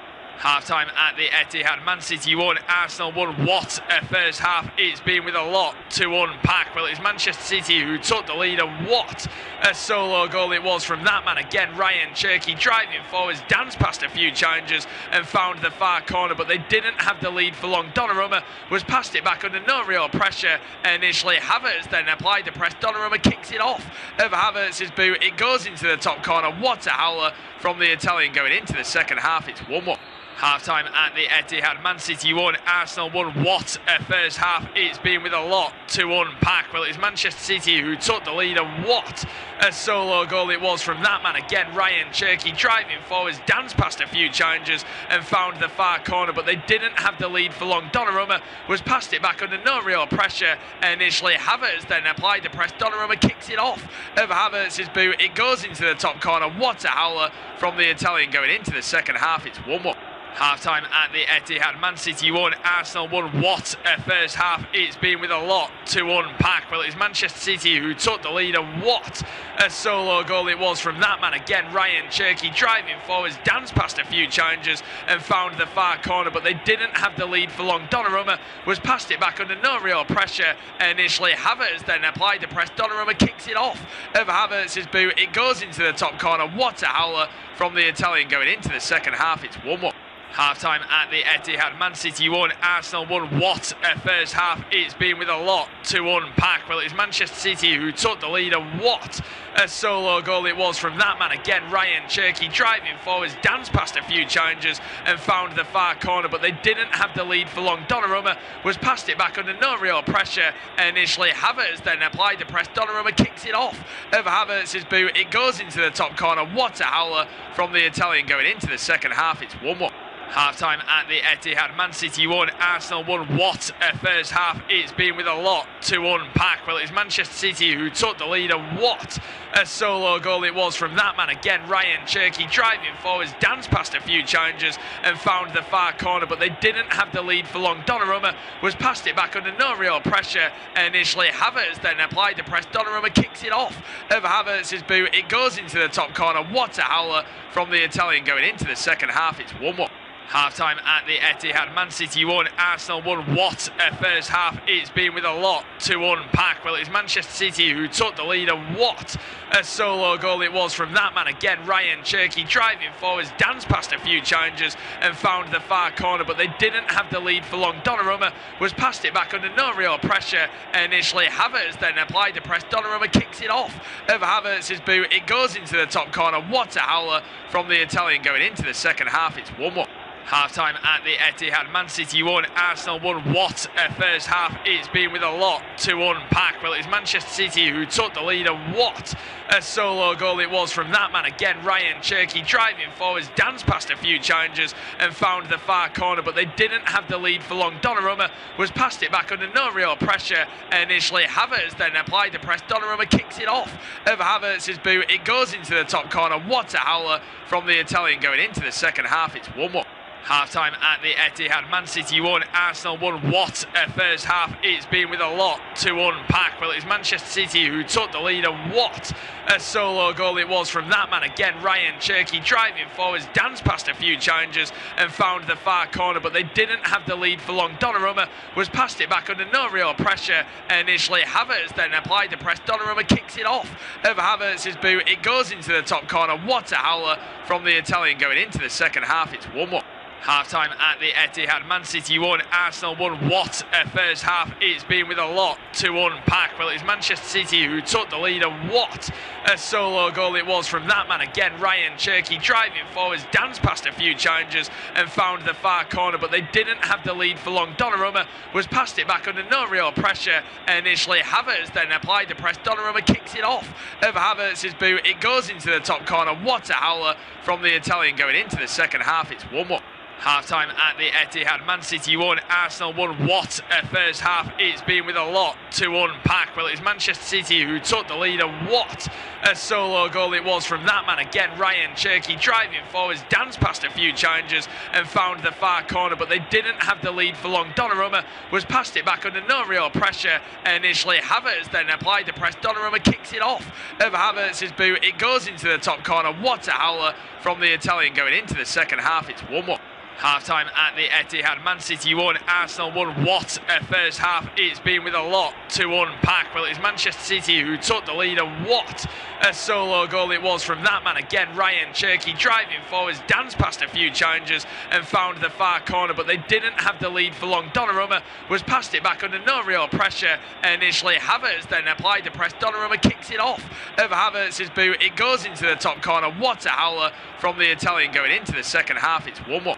Half-time at the Etihad. Man City 1, Arsenal 1. What a first half it's been, with a lot to unpack. Well, it's Manchester City who took the lead, and what a solo goal it was from that man again. Ryan Cherky driving forwards, danced past a few challengers and found the far corner, but they didn't have the lead for long. Donnarumma was passed it back under no real pressure initially. Havertz then applied the press. Donnarumma kicks it off of Havertz's boot. It goes into the top corner. What a howler from the Italian going into the second half. It's 1-1. Half-time at the Etihad. Man City 1, Arsenal 1. What a first half it's been, with a lot to unpack. Well, it's Manchester City who took the lead, and what a solo goal it was from that man again. Ryan Cherky driving forwards, danced past a few challengers and found the far corner, but they didn't have the lead for long. Donnarumma was passed it back under no real pressure initially. Havertz then applied the press. Donnarumma kicks it off of Havertz's boot. It goes into the top corner. What a howler from the Italian going into the second half. It's 1-1. Half-time at the Etihad. Man City 1, Arsenal 1. What a first half it's been, with a lot to unpack. Well, it's Manchester City who took the lead, and what a solo goal it was from that man again. Ryan Cherky driving forwards, danced past a few challengers and found the far corner, but they didn't have the lead for long. Donnarumma was passed it back under no real pressure initially. Havertz then applied the press. Donnarumma kicks it off of Havertz's boot. It goes into the top corner. What a howler from the Italian going into the second half. It's 1-1. Half-time at the Etihad. Man City 1, Arsenal 1. What a first half it's been, with a lot to unpack. Well, it's Manchester City who took the lead, and what a solo goal it was from that man again. Ryan Cherky driving forwards, danced past a few challengers and found the far corner, but they didn't have the lead for long. Donnarumma was passed it back under no real pressure initially. Havertz then applied the press. Donnarumma kicks it off of Havertz's boot. It goes into the top corner. What a howler from the Italian going into the second half. It's 1-1. Half-time at the Etihad, Man City 1, Arsenal 1. What a first half it's been, with a lot to unpack. Well, it's Manchester City who took the lead, and what a solo goal it was from that man again. Ryan Cherky driving forwards, danced past a few challengers and found the far corner, but they didn't have the lead for long. Donnarumma was passed it back under no real pressure initially. Havertz then applied the press. Donnarumma kicks it off of Havertz's boot. It goes into the top corner. What a howler from the Italian going into the second half. It's 1-1. Half-time at the Etihad, Man City 1, Arsenal 1. What a first half it's been, with a lot to unpack. Well, it's Manchester City who took the lead, and what a solo goal it was from that man again. Ryan Cherky driving forwards, danced past a few challengers and found the far corner, but they didn't have the lead for long. Donnarumma was passed it back under no real pressure initially. Havertz then applied the press. Donnarumma kicks it off of Havertz's boot. It goes into the top corner. What a howler from the Italian going into the second half. It's 1-1. Half-time at the Etihad, Man City 1, Arsenal 1. What a first half it's been, with a lot to unpack. Well, it's Manchester City who took the lead, and what a solo goal it was from that man again. Ryan Cherky driving forwards, danced past a few challengers and found the far corner, but they didn't have the lead for long. Donnarumma was passed it back under no real pressure initially. Havertz then applied the press. Donnarumma kicks it off of Havertz's boot. It goes into the top corner. What a howler from the Italian going into the second half. It's 1-1.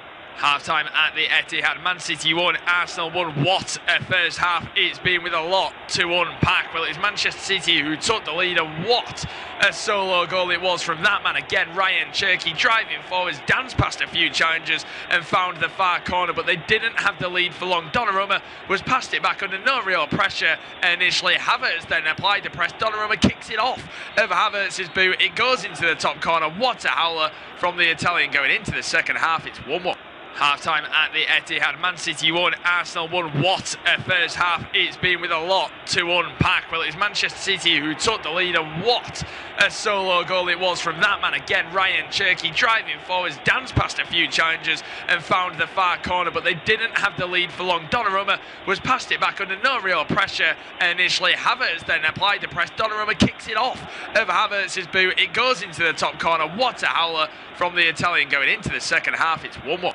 Half-time at the Etihad, Man City 1, Arsenal 1. What a first half it's been, with a lot to unpack. Well, it's Manchester City who took the lead, and what a solo goal it was from that man again. Ryan Cherky driving forwards, danced past a few challengers and found the far corner, but they didn't have the lead for long. Donnarumma was passed it back under no real pressure initially. Havertz then applied the press. Donnarumma kicks it off of Havertz's boot. It goes into the top corner. What a howler from the Italian going into the second half. It's 1-1.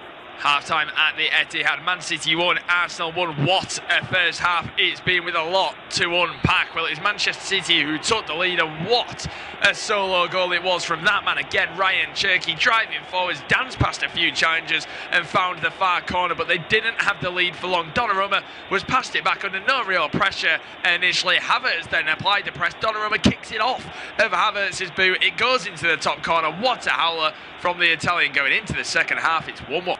Half-time at the Etihad, Man City 1, Arsenal 1. What a first half it's been, with a lot to unpack. Well, it's Manchester City who took the lead, and what a solo goal it was from that man again. Ryan Cherky driving forwards, danced past a few challengers and found the far corner, but they didn't have the lead for long. Donnarumma was passed it back under no real pressure initially. Havertz then applied the press. Donnarumma kicks it off of Havertz's boot. It goes into the top corner. What a howler from the Italian going into the second half. It's 1-1.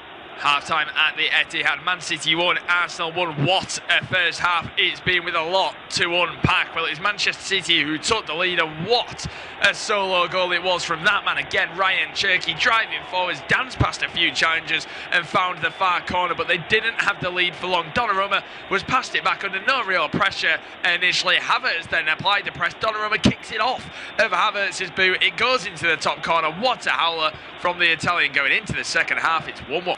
Half-time at the Etihad, Man City 1, Arsenal 1. What a first half it's been, with a lot to unpack. Well, it's Manchester City who took the lead, and what a solo goal it was from that man again. Ryan Cherky driving forwards, danced past a few challengers and found the far corner, but they didn't have the lead for long. Donnarumma was passed it back under no real pressure initially. Havertz then applied the press. Donnarumma kicks it off of Havertz's boot. It goes into the top corner. What a howler from the Italian going into the second half. It's 1-1.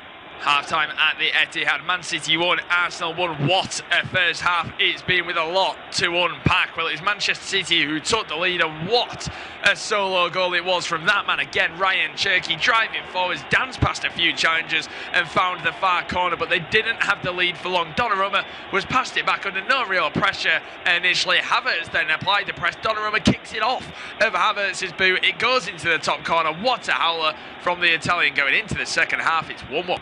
Half-time at the Etihad. Man City 1, Arsenal 1. What a first half it's been, with a lot to unpack. Well, it was Manchester City who took the lead, and what a solo goal it was from that man again, Ryan Cherky, driving forwards, danced past a few challengers and found the far corner, but they didn't have the lead for long. Donnarumma was passed it back under no real pressure initially. Havertz then applied the press. Donnarumma kicks it off of Havertz's boot. It goes into the top corner. What a howler from the Italian going into the second half. It's 1-1.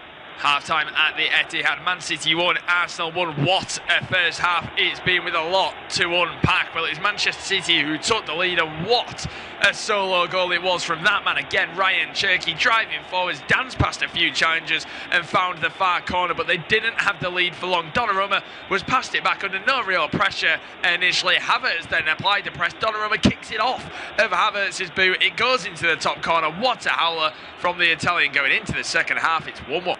Half-time at the Etihad. Man City 1, Arsenal 1. What a first half it's been, with a lot to unpack. Well, it was Manchester City who took the lead, and what a solo goal it was from that man again, Ryan Cherky, driving forwards, danced past a few challengers and found the far corner, but they didn't have the lead for long. Donnarumma was passed it back under no real pressure.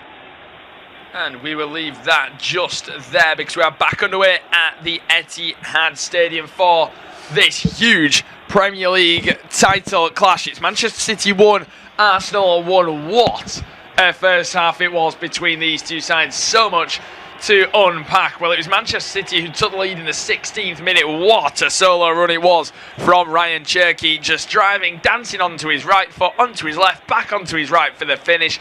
He left Gabriel for dust.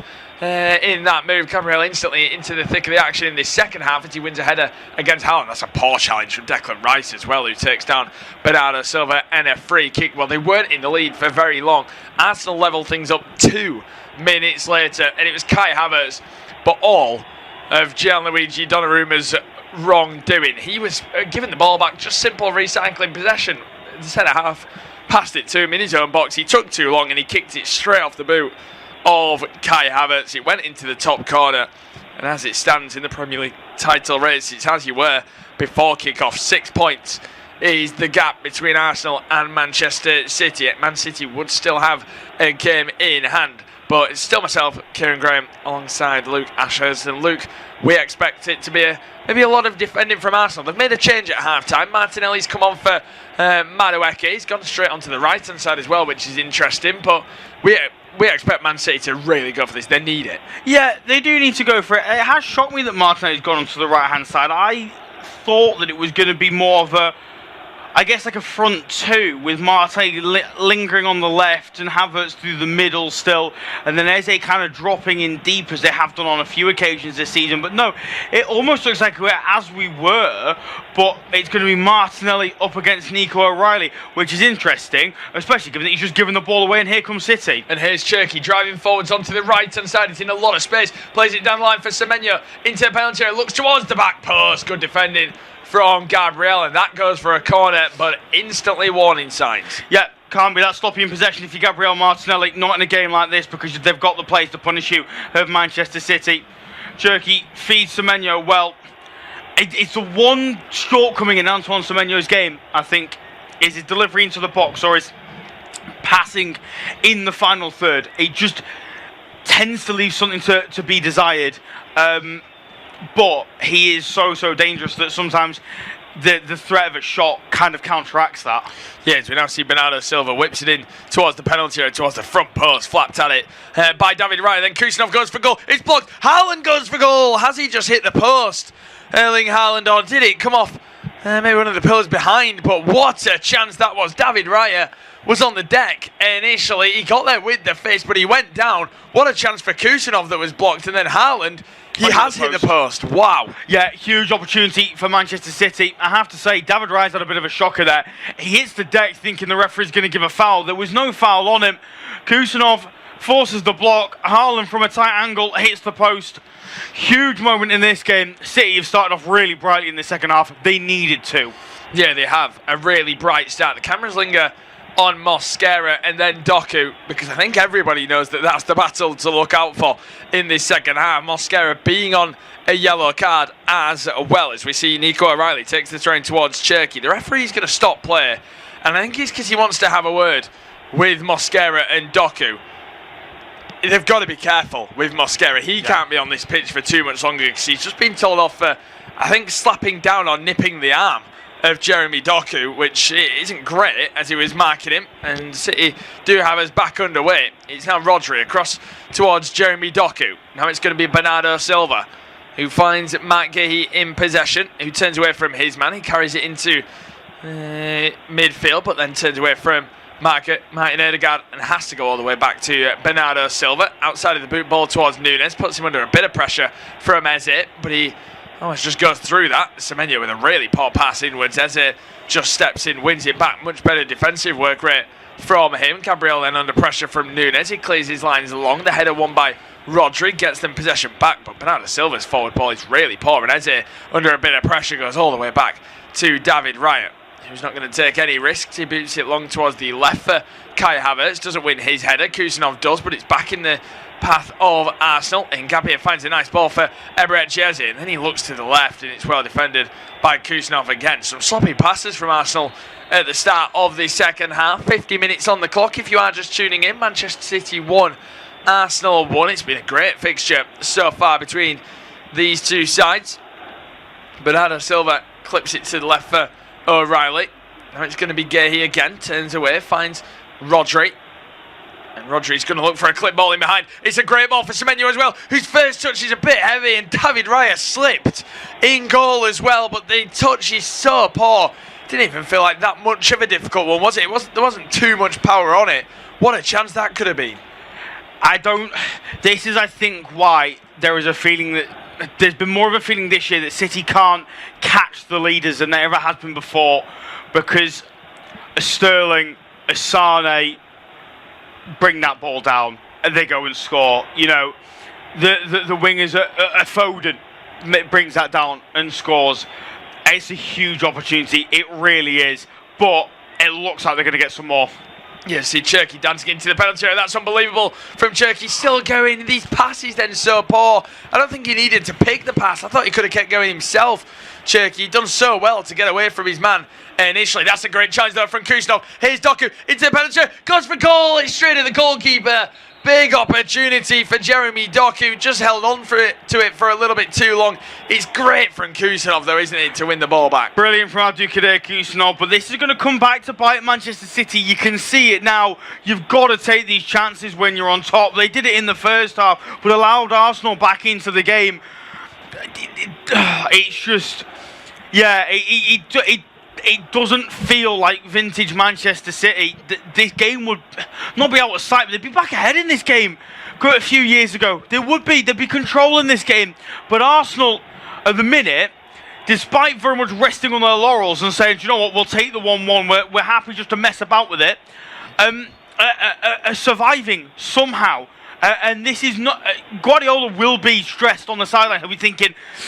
What more can we do? What more can we do to get this ball to the back of the net? Because make no mistake, they have to win today.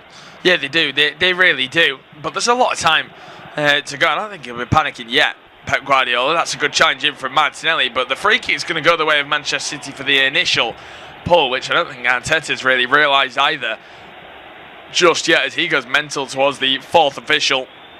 Now it's going to be Matt Gahey who finds Bernardo Silva. Turns away towards Rodri, who's almost sat in between the two centre-halves at the moment. Bernardo Silva back to Rodri again, who's got Gahey to the left of him. Gahey now finds O'Reilly up against Mosquera, tries to take him on, he gives the ball away. That's Paul from O'Reilly, through ball for Havertz, who's been taken down by Kusanov. He was just too strong for him. The Arsenal fans are going insane. Havertz is absolutely desperate for it, isn't he? We can see it now. Is he too strong for him, or has he fouled him? No, I saw a very, very similar challenge in the early game in the Merseyside derby. It's nowhere near enough for me. Most of the contact comes shoulder to shoulder. Yes, and that's Doku into the penalty area, cleared away by Saliba. Matt Gahey now in possession on the left-hand side. He finds Jeremy Doku. A lot of red shirts sat back at the moment. There's Matt Gahey coming forwards up against Martin Ødegaard, who's just stood him up, forces him back towards Gahey once more. Now it's going to be Rodri, switches play to the right. That never really seemed on, but it's turned into a great ball. But Semenyo's touch once again has let him down, runs it out for a goal kick. It's not had a great game, Antoine Semenyo. No, we spoke about it earlier, didn't we? About those 2 legs against Real Madrid. As good as he's been for Manchester City since signing in January, the big moments seem to have evaded him slightly. The games against Real Madrid, he didn't really turn up. So far this afternoon, he hasn't really turned up. And it is worth noting the players that City have got on the bench, because they do have options. Marmoush, Foden, Savinho, Reinders, Ait-Nouri, all players who can offer in the final third. Doku's playing well. Shirky's playing well. I've been disappointed with Erling Haaland, I have to say. From a neutral point of view, I expected better. But there's only so long City can allow the missed chances to continue. Yeah, Doku, that's great. He finds Nico O'Reilly, can't get it out of his feet. It wasn't a great ball from Doku. It's very heavy. The ball in behind, easily swept up by Kusanov, who, by the way, he's having a great second half. Kusanov, the amount of times he's won the ball back already, a good 4 or 5. He's been brilliant in his half as Cherki smashes the ball into Silva. Credit to his control. It's not held on though. Cherki's waved his arms towards Silva. I don't think he did him any favours there though. Maybe Silva's just said that back to him. As the ball is now with David Raya. He takes his touches. You've got to be careful now as the opposite goalkeeper. You don't want to have the same moment that Donnarumma did. He goes long to the right for Martinelli to chase up against O'Reilly. O'Reilly doing really well to allow it to get there, but then his pass is poor. He gives the ball away to Martinelli. He's just struggling in this second half, isn't he? He does pretty well to win the goal kick in the end, but a few times O'Reilly has been caught. I think that's another reason why Martinelli's on this pitch. Well, when they're under pressure, you can hit a ball into the channel and let him chase it. Well, I think we both agree that we would argue Madueke is probably a slightly better player than Gabriel Martinelli, but what Martinelli will do is he will chase lost causes, and he will just go and go and go. And I think it's given O'Reilly a different thing to think about, and he's shown a little bit of experience. Too often he's glancing, where's Martinelli? Where the ball comes over the top. He's not worried about the ball. Where's the man? Where's the man? At the end of the day, if you get to the ball first, it don't matter where the man is. Don't worry about where the man is. Play the ball, and he's too worried about Gabriel Martinelli at the moment. He's got to switch on, and he's got to do the right thing and be focused about playing the ball in the moment, not the player. Exactly that. As the two former Chelsea players, Matt Gahey and Kai Havertz, just battling for the ball, but there was an offside. Of course, Matt Gahey came through the ranks at Chelsea, never got an opportunity at senior level though. As we now see Jeremy Doku driving forwards, cuts onto his right foot again as he plays it to the right hand side for Mateus Nunes. He's now got Antoine Semenyo for company. He's going to drive. He's almost licking his lips at the challenge there up against Hincapie, but didn't go at him. And now Semenyo picks it back up again. This time he is going to maybe dart at him. He cuts onto his left foot. He does well. And he finds it into the penalty area. Bernardo Silva looking for a cutback. Well blocked away by Gabriel. It felt like there was a lot of space in the penalty area for City then, which was slightly strange from an Arsenal point of view. But Silva is still going himself. Lays it off for Rodri. First time ball to the right for Cherki, who pops up in space. Down the line for Nunes. Ball across the face. A goal. Hincapie. Unorthodox clearance, and it goes behind for a corner. He's struggling, I think, a little bit here, Declan Rice. You mentioned there was a load of space in there for Bernardo Silva. The job seemed pretty simple for Ødegaard and Rice. It's Ødegaard's on Rodri, Rice is on Bernardo Silva. Just go with the runners when it comes to defending. And Declan Rice now on 2 occasions in the space of 30 seconds is sauntering around looking like he's dead on his feet and cannot keep up with Bernardo Silva. In the greatest respect to Bernardo Silva, right? The guy's 31 years of age, and it looks like the legs have gone, hence the fact he probably won't be at Manchester City next season. Declan Rice shouldn't be getting outrun less than an hour into this game by Bernardo Silva. It's just something to bear in mind, but it doesn't look great for the former West Ham man. Yeah, well, he did announce 2 days ago, Bernardo Silva, that he will be leaving Manchester City at the end of the season. He'll be hoping to leave with a bang as his corner lands on the roof of the net. It's a poor corner from him, and that's another waste. Yeah, it is. I think the problem City have had from set pieces so far in this game is they know how good Arsenal are from them. It's almost like, it has to be absolutely perfect. Maybe, but you put so much pressure on yourself to deliver the perfect ball that actually it tends to go wrong. Whereas, how often do we say, put it in a good area? If you've got good players on the pitch, they'll attack it. You've got to, don't worry about it being inch perfect. Just put it in that danger area. Ask the question. Yeah, as we now see Doku battling with Mosquera, but he gets there first again. He's going to ricochet into the middle, but there's Rodri again to clean it up. We now see Semenyo on the right-hand side. Well, they've got firepower if needed, don't they? Manchester City on the bench, which we think they're probably going to have to turn towards. Phil Foden on the bench, Marmouche. You've got Savinho as well. That's a good challenge in there from Martinelli, and here come Arsenal. What a chance this is. It's Eberechieze on the break. He's got an option in Martin Odegaard. He finds Odegaard, slips it through for Havertz, through on goal. There's a big moment from Donnarumma. It's then cleared off the line by O'Reilly, and there is the moment for Donnarumma. We said he's going to have a chance in this game to atone for his error.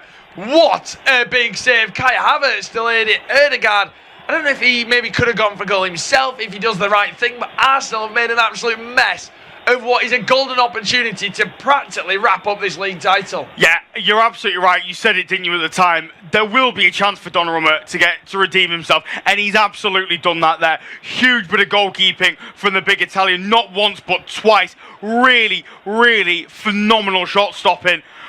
Mark Gahey, I'm assuming, has just been yellow carded by Anthony Taylor for that late challenge. What a chance that is for Arsenal. It really is, and they've fluffed it. Wow, and here comes Doku on the attack. Looks for a through ball. Semenyo goes down. There's never anything in that in the end. He then shoves Hincapié. They've been going at each other all game. Hincapié now wagging his finger in the face of Semenyo, even though he's trying to just get on with it. But that's going to be a good battle to keep an eye out for the remainder of this one. We now see Arsenal on the attack. Confirmation. Matt Gahey has been yellow carded for that foul in the build-up to that chance for Arsenal. Here's Eze, turns onto his right boot, and then onto his left. Oh, strike is off the post. It's almost then crept in across the line. It's still alive though. It's now Martinelli on the right-hand side. He finds Mosquera. What a hit that was from Eberechieze. Crashes off the post, and Arsenal are coming so close to taking the lead in this one. And you can see the Arsenal fans in that corner. They're celebrating. They're trying to get behind their side. They're enjoying life at the moment at the Etihad, despite it only being 1-1. Ball in behind, and that's great work from Hincapié, who keeps it in play. But it's only as far as Kusanov, who clears his lines up towards Haaland. But Saliba wins his header, keeps it alive for Arsenal again. Havertz brings it down. Good footing in the end, and Eze turns away from his man. And then again, what a sharp turn. That's unbelievable from Eze. No free kick given either. Eze can't believe it. Here comes City on the counter. Bernardo Silva just slows it down in the end, then picks the pass to the left-hand side. Well, this game's finally heating up again, isn't it? But what a chance for Eze to hit and he hit the post. It was a great strike. Yeah, fantastic strike from Eberechieze. Really, really great effort. So unfortunate to hit the inside of the post and have it roll along the line and somehow not find the back of the net. Great hit from him. I said that Manchester City would potentially, would likely live to rue the missed opportunities. Could Arsenal live to rue their missed opportunities? Chance for them to go ahead in this one. Fantastic game of football. You can see how much this means to both sides. And credit to the Arsenal fans behind the goal. Look, I've had a lot of sympathy for Arsenal fans. They've caught a lot of slack this season, saying you're nervous. Why don't you get behind your team? Well, to be fair to the Arsenal fans, they have every right to be nervous. Their team never dispatches anybody. Every game is won by no more than 2 goals. It's always nervy on the pitch, so I don't blame them. But they have responded to their side this afternoon, going for it. And credit to them. They looked fantastic in that away end tonight, and their team have responded to that as well. They just have to hope that they can show this quality to the end of the 90 minutes. Yeah, well, it's 22 years since they've had Premier League glory. Arsenal looking to put an end to that. Here's Bernardo Silva. He finds Semenyo on the right side of the area. He looks for a clip ball towards the back post. Haaland wins his header. O'Reilly's in there. Did he foul his man? Nothing given by Anthony Taylor, and then there's the clearance. Kusanov wins it in the end, battling with Havertz. He's been great this second half, Kusanov, hasn't he? What a performance he's having. But a decent bit of defending, just about gets the job done at the back for Arsenal. Gehi in towards Mateus Nunes. He turns onto his stronger right boot. A lot of space for Semenyo on the right hand side. He finds Semenyo as well, who picks it up. The Ghanaian's going to have a drive at Hincapie. Is he? Once again, he's just assessing his options. He finds Nunes once more. He's on the edge of the penalty area. Haaland takes a poor touch, keeps it alive. Bernardo Silva doesn't go for goal. He then tries to recycle it to the left. He overhits it. Bernardo Silva has to hit that, doesn't he? Yeah. Well, he has to do something with it because he got the ball under control and then almost just seemingly panicked. We don't normally see Bernardo Silva panic, it has to be said. He's got to do better. We're just seeing a replay of that as a chance. Oh, wow. He gets nowhere near that, Donnarumma. I mean, the way that bends back in on his weaker left boot, that is... that will be on par with the Shirky goal, I think. I think that is a phenomenal effort from Ebery Eze, and he can consider himself very, very unlucky that it didn't find the back of the net. He's probably not had the season he would have liked at the Emirates this campaign. He's found it hard at times to get on the pitch, never mind to have an impact. But if they do go on to win the title, Arsenal, I do think they will look back at some of his moments this season and go, yeah, fair enough. Do you know what I mean? He came up trumps on some big occasions. Yeah, Nunes has just got away with one. He almost just slipped on the ball there, did Nunes. We've just seen that yellow card back for Mark Gehi. It was not a good challenge on Declan Rice. I tell you what. Yes, he's tried to be clever to stop him, but they are teammates at the World Cup. Imagine if he injured Declan Rice there. That would have been great. I mean, Declan Rice didn't even complain to Anthony Taylor. He knew straight away that Gehi was going to get yellow card. But he's handed out a few of them himself there, Declan Rice. Yeah, as we now see Nico O'Reilly. He finds Jeremy Doku in a great opportunity. Coming forward, cuts onto his right. He's still going Doku. Finds O'Reilly. Ball across the face of goal. He finds Haaland! Who's there? And Erling Haaland! Who else with it? He celebrates. The Man City players are going wild. The title race is well and truly on, and Manchester City have the lead once again. Who else other than the big Norwegian? It's 2-1. You could see it coming at some point, couldn't you? One of these teams were going to live to rue the missed chances. Arsenal look absolutely shell-shocked. They thought they rode the storm. They thought they were back on top in this game. But City have got that quality. I've been so disappointed with Erling Haaland this afternoon. I think he's been way too bothered about what Gabriel was doing and not bothered about winning the game for his team.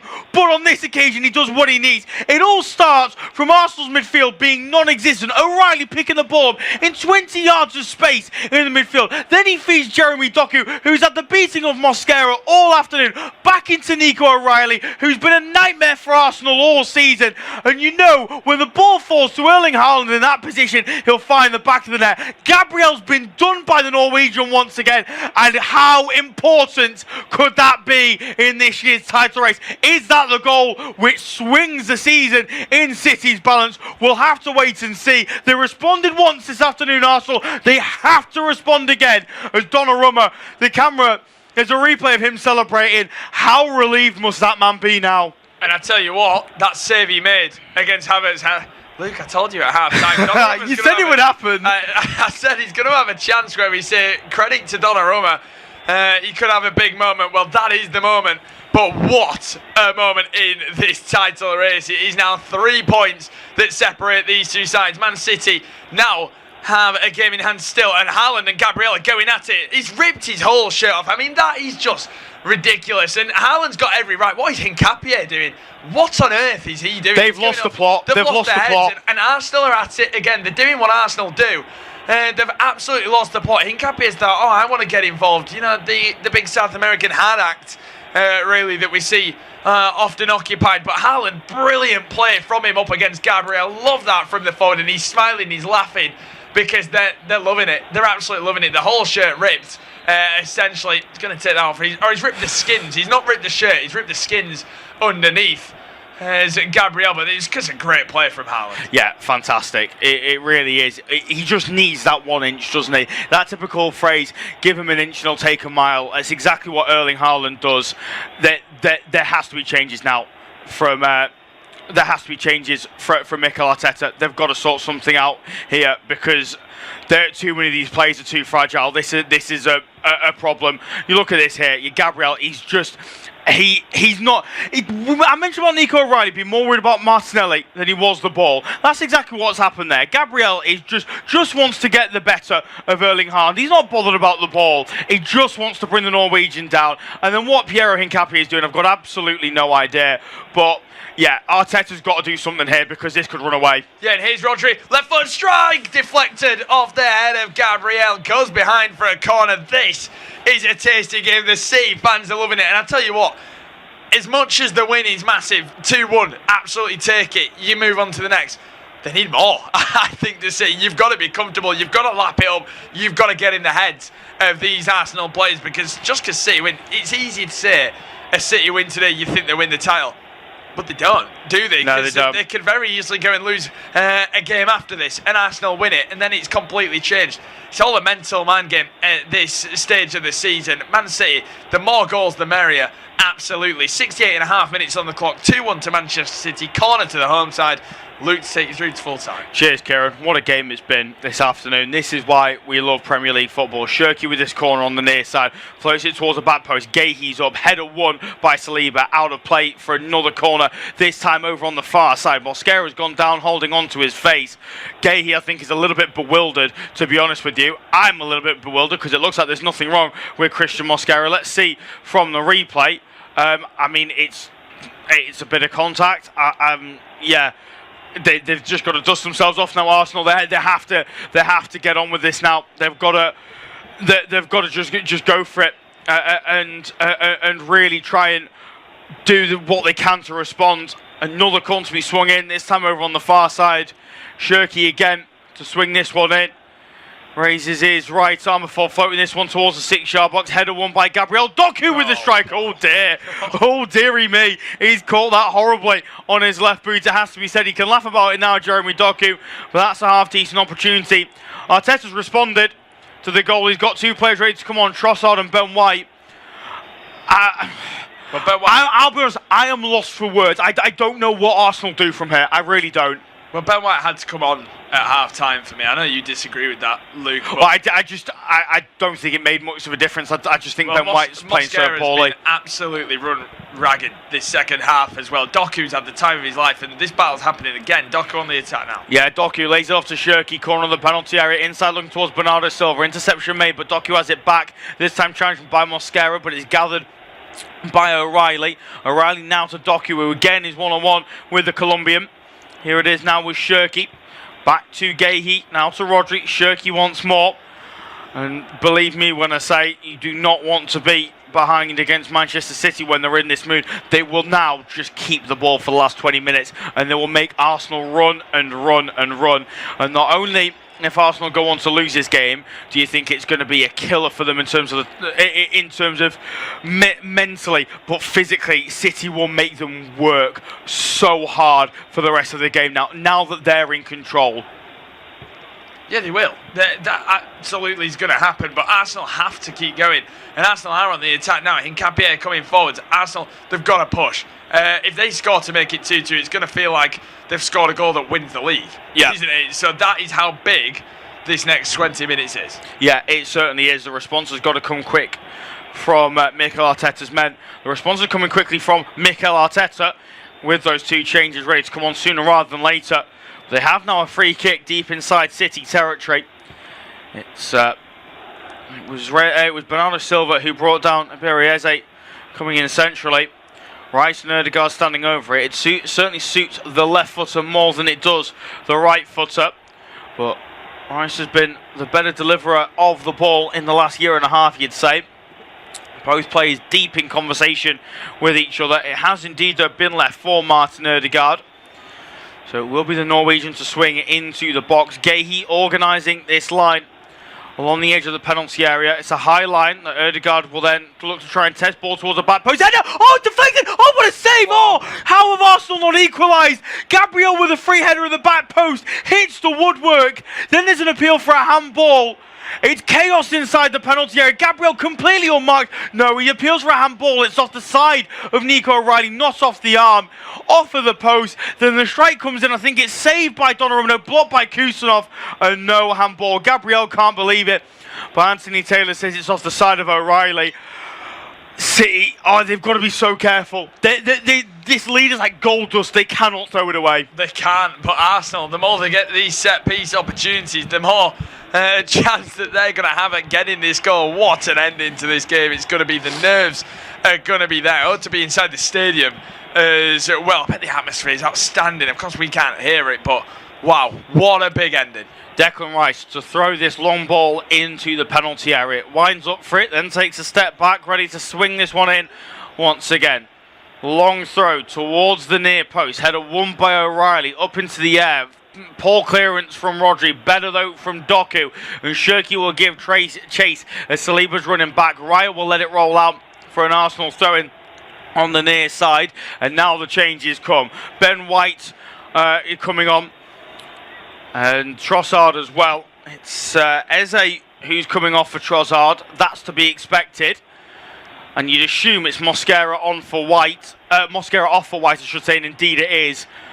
They've got about 15 minutes to make a difference, Kieran. I'm not sure what difference Ben White can make going forward. But Trossard on for Eze. He's made a habit of scoring some pretty big goals for Arsenal. I think he'll be off at the end of the season. If he's going to end his Arsenal career with a trophy, he's got to try and make a difference today. How on earth has he not turned to Gyökeres in this game? It's damning that, isn't it? How has Gyökeres not been brought on in this game? I don't really... Even Gabriel Jesus, who knows it, he knows this atmosphere, he knows this stadium so well, he's lived and breathed success at the Etihad. Get him on the pitch. This goal is vital. And like I said, it's not just a goal. It almost feels like a Premier League title going into the back of the net. It's so important. These subs might very well work. Here they come. Yeah, Ben White cross into the box, easily gathered in the end by Gianluigi Donnarumma inside the 6-yard box. Positive though from Ben White. Early side from him. He's going to try and get down that near side, although he's out of position. Now here come Manchester City. O'Reilly into Doku on halfway. Doesn't fancy a run at Martinelli, so we'll go inside to Shirky. Back to Doku once more. You've already said it, Kieran, about City should probably look to try and go forward and kill this game off, or at least try and get themselves a bit of daylight.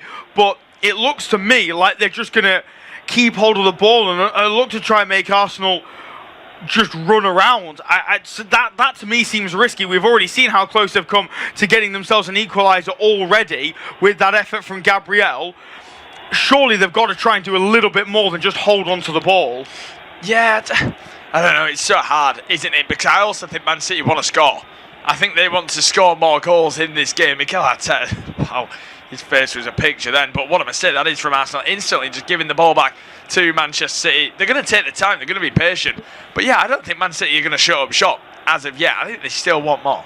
Yeah, I think the players will want more. It's what Guardiola wants, and I think when he starts making changes, we will start to see what he does want. Here's Gahey linking up well with Bernardo Silva edge of the penalty area. Silva feeds Doku. Doku, does he fancy a first run at Ben White? Well, Martinelli's going to engage first, so we'll just go back to O'Reilly. Now Gahey. Now Doku is one-on-one with White. White was too bothered about what Martinelli was doing to track the run of O'Reilly. He then puts a challenge in on Jeremy Doku, and then the ball is out of play for an Arsenal throw on the near side. City still yet to make a change. Think about defensive changes. They've got Stones, Ake, Aït-Nouri and Nico Gonzalez, all of whom play in a sort of defensive area. Going forward, Reinders, Savinho, Foden, Marmouche. They have those options as well if they want to try and get themselves a third. But at the minute, Guardiola clearly happy with what he sees so far as Ødegaard gives the ball away again inside his own half. Silva linking up with O'Reilly down the near side. O'Reilly trying to get away from a couple in red, and White holds onto it well. Takes it into the corner. Is he going to play for the set piece? No, he's had the ball hooked away from him well by Zubamendi. And then Doku's challenged, and eventually City can win themselves a corner on the near side. That suits them down to the ground, to be fair. You know, ball down the other end of the field, set pieces. You keep it, you're not risking anything by throwing the ball forward. And I actually think that they're managing this game pretty well. I just would maybe worry for them because of the quality, because of how close, not necessarily the quality, because of how close Arsenal have got on a number of occasions of scoring a second. Yeah, exactly that. It's just been a master of mind games really so far from Guardiola. Corner whipped into the back post, headed away, and he's going to be dealt with by Trossard. Not very convincing initially, but when I'm talking about mind games, Man City haven't made a sub in this game because he's been that confident in his side that he started. Whereas, of course, Arteta's been panicking around and making his change, but here come Arsenal. Yeah, I think Havertz was offside there, but play will continue. Was that a handball from the German? Referee says no. The flag stays down as well. Then he's given a free kick. Bernardo Silva furious it wasn't given initially. He's done well there to defend it. Yeah, he's absolutely seething, the Manchester City captain, but the decision's gone his way.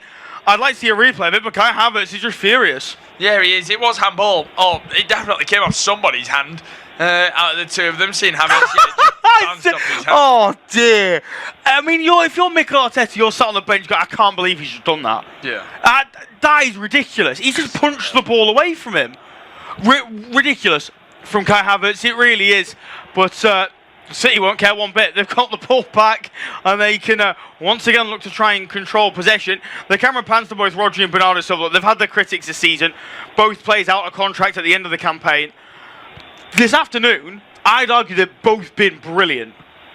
Yeah, they have. I think so many players have been really good in this game. I think a lot for City, more so than Arsenal.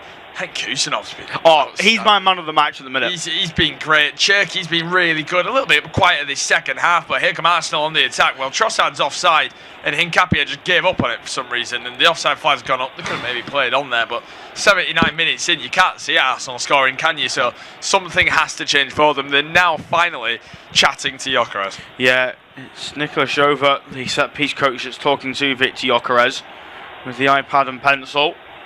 And Gyökeres ready to come on sooner rather than later by the looks of things.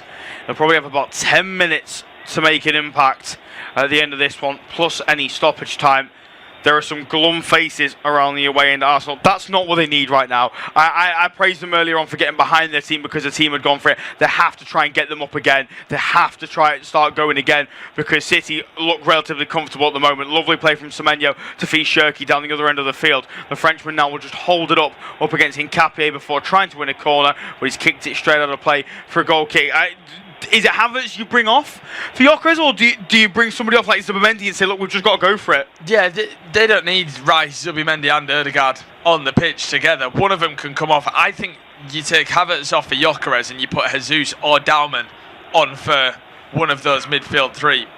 Probably Zubimendi. I'm going to be honest, I think the game's bypassed him again today. He's been really poor the last couple of months, Zubimendi. But yeah, you've got to bring two attackers on, one like for like in Havertz, because he's been poor. Yes, he's got a goal, but wow, has he been poor up front today. And then I'd make the sacrifice of midfielder off, forward on. Just feels like at the minute it's almost like an egg timer with the stand slipping away from Mikel Arteta. He's got to do something soon, because you can turn that egg timer back around towards Manchester City and put the pressure on them. But at the minute, City, as I've said a number of times, looking comfortable. Long ball sent forward towards Haaland. Is won by the Norwegian, then gathered in midfield by Rodri. Here's Nico O'Reilly with a bit of space in front of him. O'Reilly with Doku on the left. Steps into the penalty area, then feeds Doku. Thought about the right-footed cross. Then wants to run at Ben White. He's towards the byline. Hincapié is across to put a challenge in.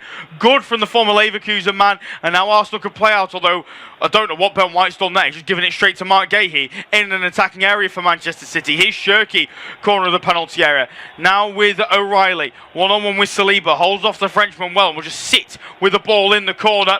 He's brought down by Saliba, but the ball's find its way to Rodri. Play will continue. No foul, says Anthony Taylor. Now it's with Ryan Cherky once again, 40 yards away from goal. Plays it back to the centre circle with Abdulkadir Kusanov. Under pressure from Havertz, will go back to Nunes. Nunes will then go all the way back to Donnarumma, and Arsenal have now got to step out. But they're not really pushing forward with too much pace, it has to be said. Trossard puts in a decent challenge on Matheus Nunes, but he has given away a throw-in over on the far side. Do the changes come now from Arsenal? Does City keep it moving? It's hard to really tell, to be honest. We've just seen a picture of Bernardo Silva. I'd have thought they'd make the change as soon as possible, but no, we're back underway from the throw-in. He's touched the ball more times than anybody else in the second half, Bernardo Silva, which isn't overly surprising. He's controlled the game pretty well from centre midfield. Ball swung up towards Haaland, is gathered in the midfield by Zubimendi, then header won by Bernardo Silva, then Gabriel's fouled Erling Haaland, and it's kicking off between these two once again. Oh dear! Gabriel's just gone for a headbutt on Erling Haaland, and it's all kicking off now. Rodri getting involved with Saliba. The heads have gone amongst Arsenal. He's in a lot of trouble here, Gabriel. Well done, Erling Haaland, because you have absolutely played him. You've played him for the last 2 years, and you've just won, mate. You've just absolutely won. If Gabriel doesn't go here, then he's lucky. And the only thing I think Haaland could have done, and unfortunately, it's sad to say this, I think if Haaland drops down to the floor, Gabriel is gone. Yeah. He's yellow carded them both, so Gabriel's still on the pitch. VAR are going to look at it. Gabriel leans into him and just leans forward in a headbutt. There's emotion, isn't there? It's a red card if Haaland goes down. So Haaland's played him. He's absolutely played him. He's the winner. He's taking the mick out of him. He's loving it. He's absolutely loving it. It's a red card. If Haaland goes down, he's gone. So how on earth is he going to get away with it?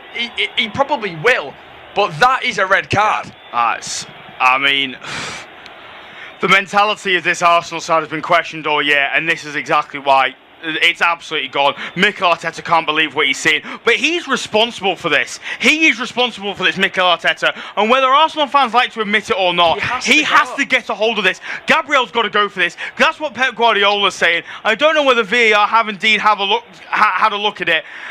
He has got to go. This is ridiculous. This will be disgusting if he stays on, because you're almost encouraging, right, you can lean into him.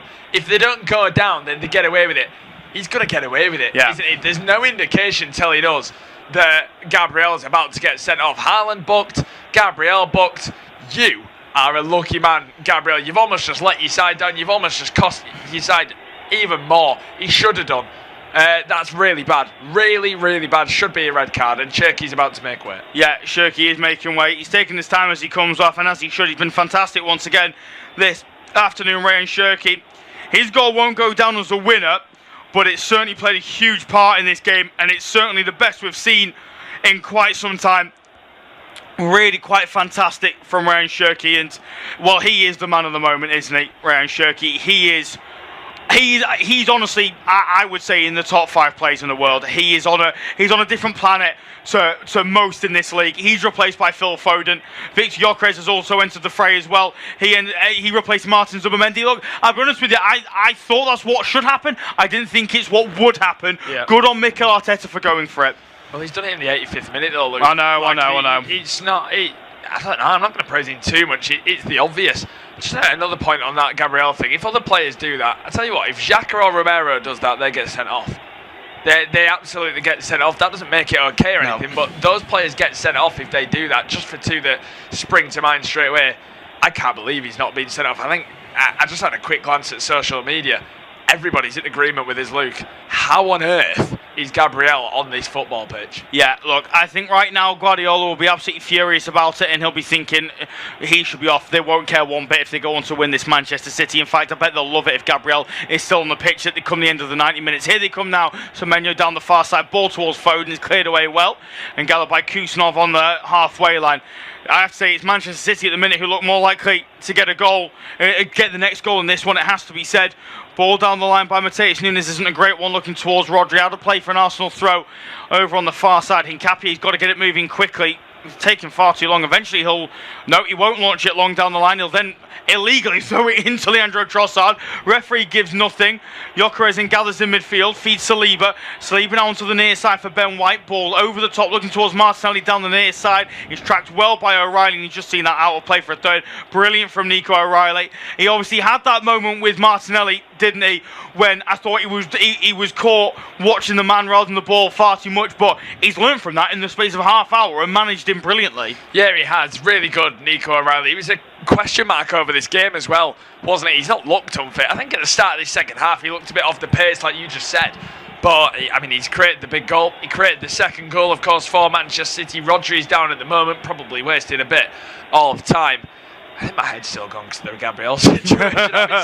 There's been so much to unpack in this game. What a great game. Well, Pep Guardiola's been yellow carded for sharing the sentiment, it has to be said. Rodri's race looks like it's run. He's going to be replaced by Nico Gonzalez sooner rather than later. A groin issue for the former Ballon d'Or winner. Savinho was also ready to come on. Whether the injury to Rodri changes anything for Pep Guardiola, I'm not too sure. Rodri's definitely not going to continue. He's going to be replaced. Long as he looks back to his best, but it's not one of those where at times this season I think we've sat there and gone, he's actually going to cost City here. Today he's not looked like that at all. He's been a key cog in the machine this afternoon. Savinho's come on to replace Jeremy Doku, who has played this game to a treat, it has to be said. So a double change for City. Doku and Rodri off. Nico Gonzalez and Savinho on. Yeah, it's both those two. Absolutely fantastic. Yeah, brilliant. In the end, as Rodri's now making way, he gets that embrace from Pep Guardiola. Nico Gonzalez on, and the message is going to be clear. Just see this one out. Do everything you can to help your side defend. Be that defensive midfielder that you are. Yeah, he's... I think he's got a lot to learn, Nico Gonzalez. I'll be brutally honest. I've not been overly convinced by him so far in his time at Manchester City, but he's only 24 years of age. Rodri wasn't a finished article at 24, so there's still plenty of time for him to get there, and he's, if Rodri does stay beyond this season, he's certainly got a decent mentor alongside him. Savinho, I'm a big fan of, it has to be said, and he comes on to replace Doku. It's big shoes to fill, but he's certainly a player capable of causing problems and getting City down the other end of the pitch. Saliba tries to launch a long ball forward, though, for Arsenal down the near side, looking for Martinelli. O'Reilly reads it well, wins it off to the Brazilian, and then lays off to Bernardo Silva, who will launch it long, looking towards Haaland, who's trying to get away from Saliba there, but the ball ended up out of play way further down the field for a throw-in, which is taken quickly to Declan Rice, trying to get away from Foden. It plays it into Ben White down the near side, down the line for Havertz. Havertz tries to get away from O'Reilly, can't do so. O'Reilly wins it back far too easily, and now Foden can feed Savinho. And now here come the home side, driving down the left-hand side with Savinho. Haaland looks absolutely shattered, so he's just lingering on the halfway. Savinho will cut back on himself and go back to Mark Gahey. City are in a, I would say, if they had a backup striker to bring on, in fact they do in really, I'd bring him on now. I think you're playing for the counter-attack. Haaland's clearly shattered. He's done what he's needed to do. He's wound up Saliba. He's wound up Gabriel. He's arguably got the winning goal. Get Marmoush on just to play on the counter-attack. Yeah, or you just put a centre-back on. You've got John Stones on the bench. You can just chuck anybody on. Doesn't really matter because the job is going to be defend. Whether it be Ake, I think Ake is probably the one I'd go towards. Wins it a lot in the air. Was brilliant in the cup final against Arsenal.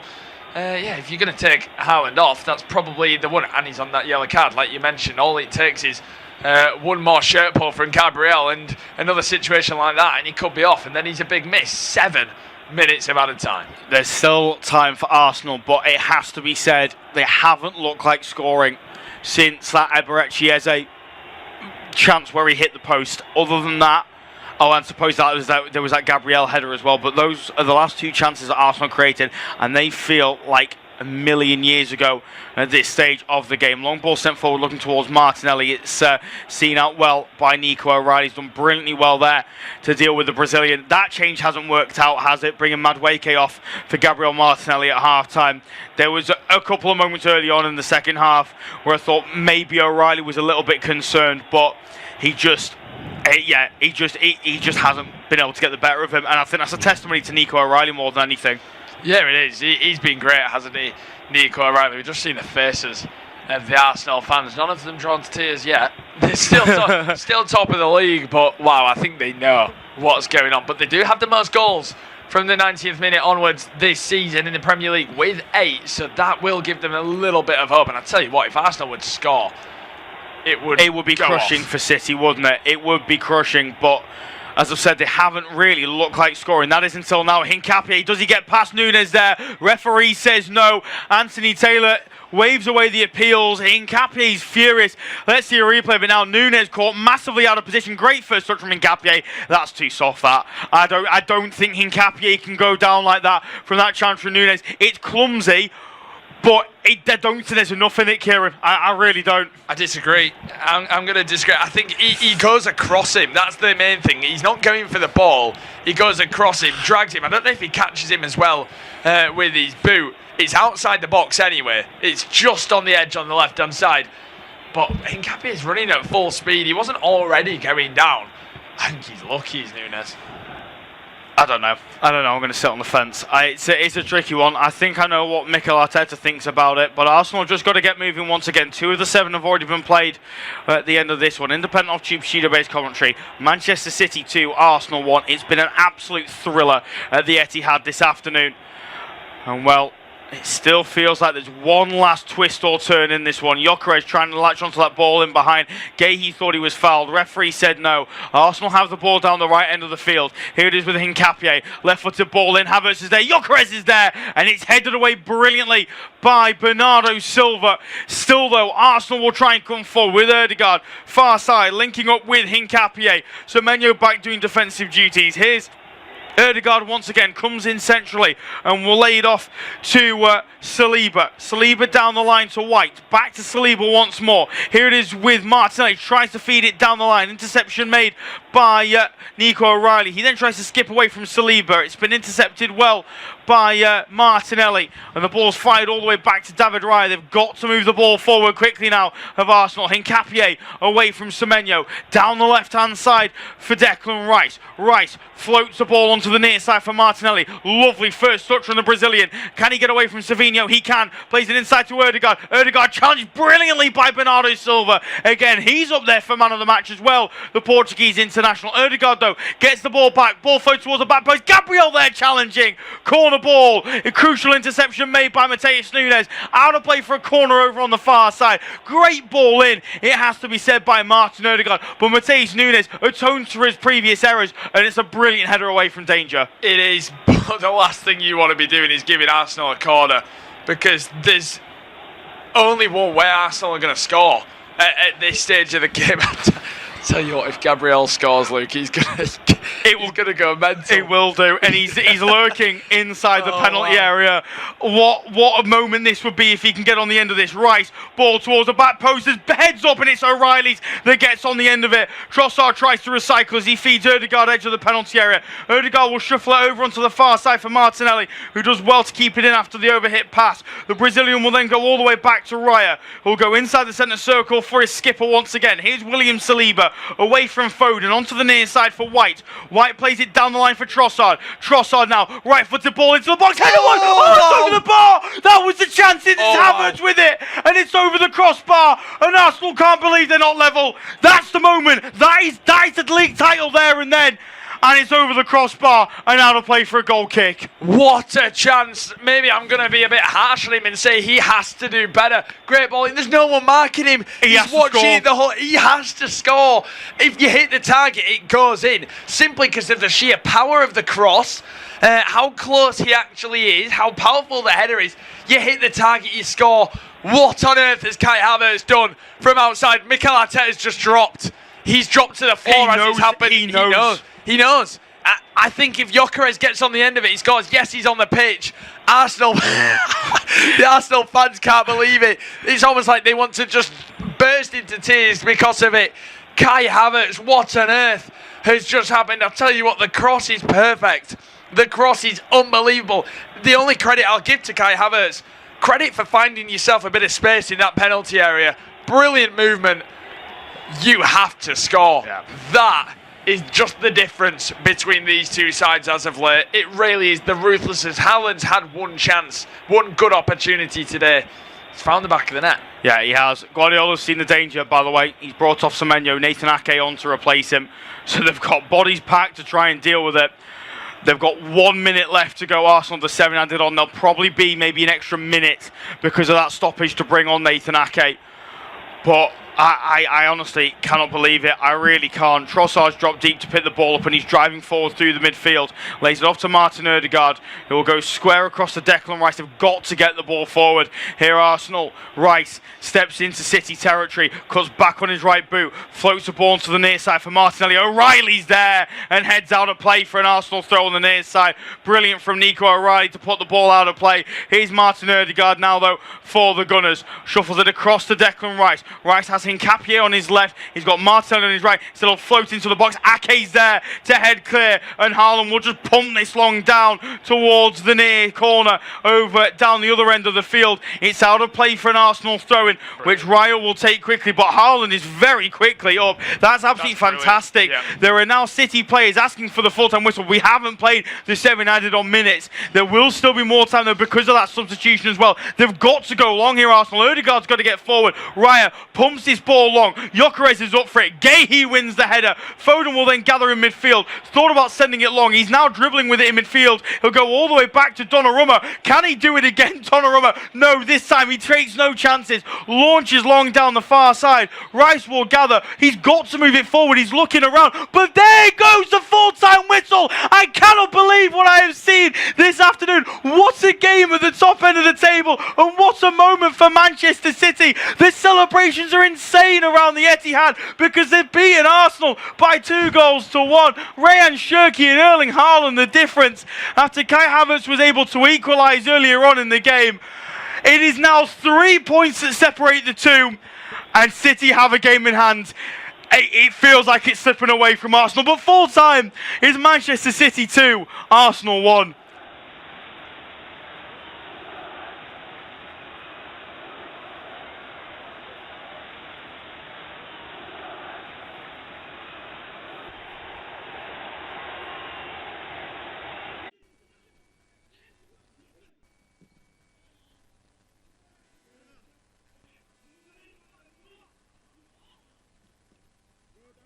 Our next football commentary match is getting ever nearer, so why not take the opportunity of having a bet on the match?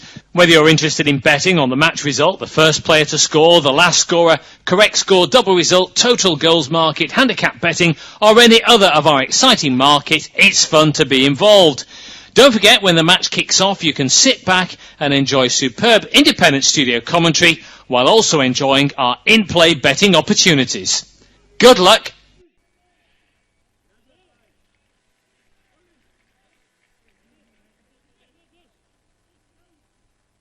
Our next football commentary match is getting ever nearer, so why not take the opportunity of having a bet on the match? Whether you're interested in betting on the match result, the first player to score, the last scorer, correct score, double result, total goals market, handicap betting, or any other of our exciting market, it's fun to be involved. Don't forget, when the match kicks off, you can sit back and enjoy superb independent studio commentary while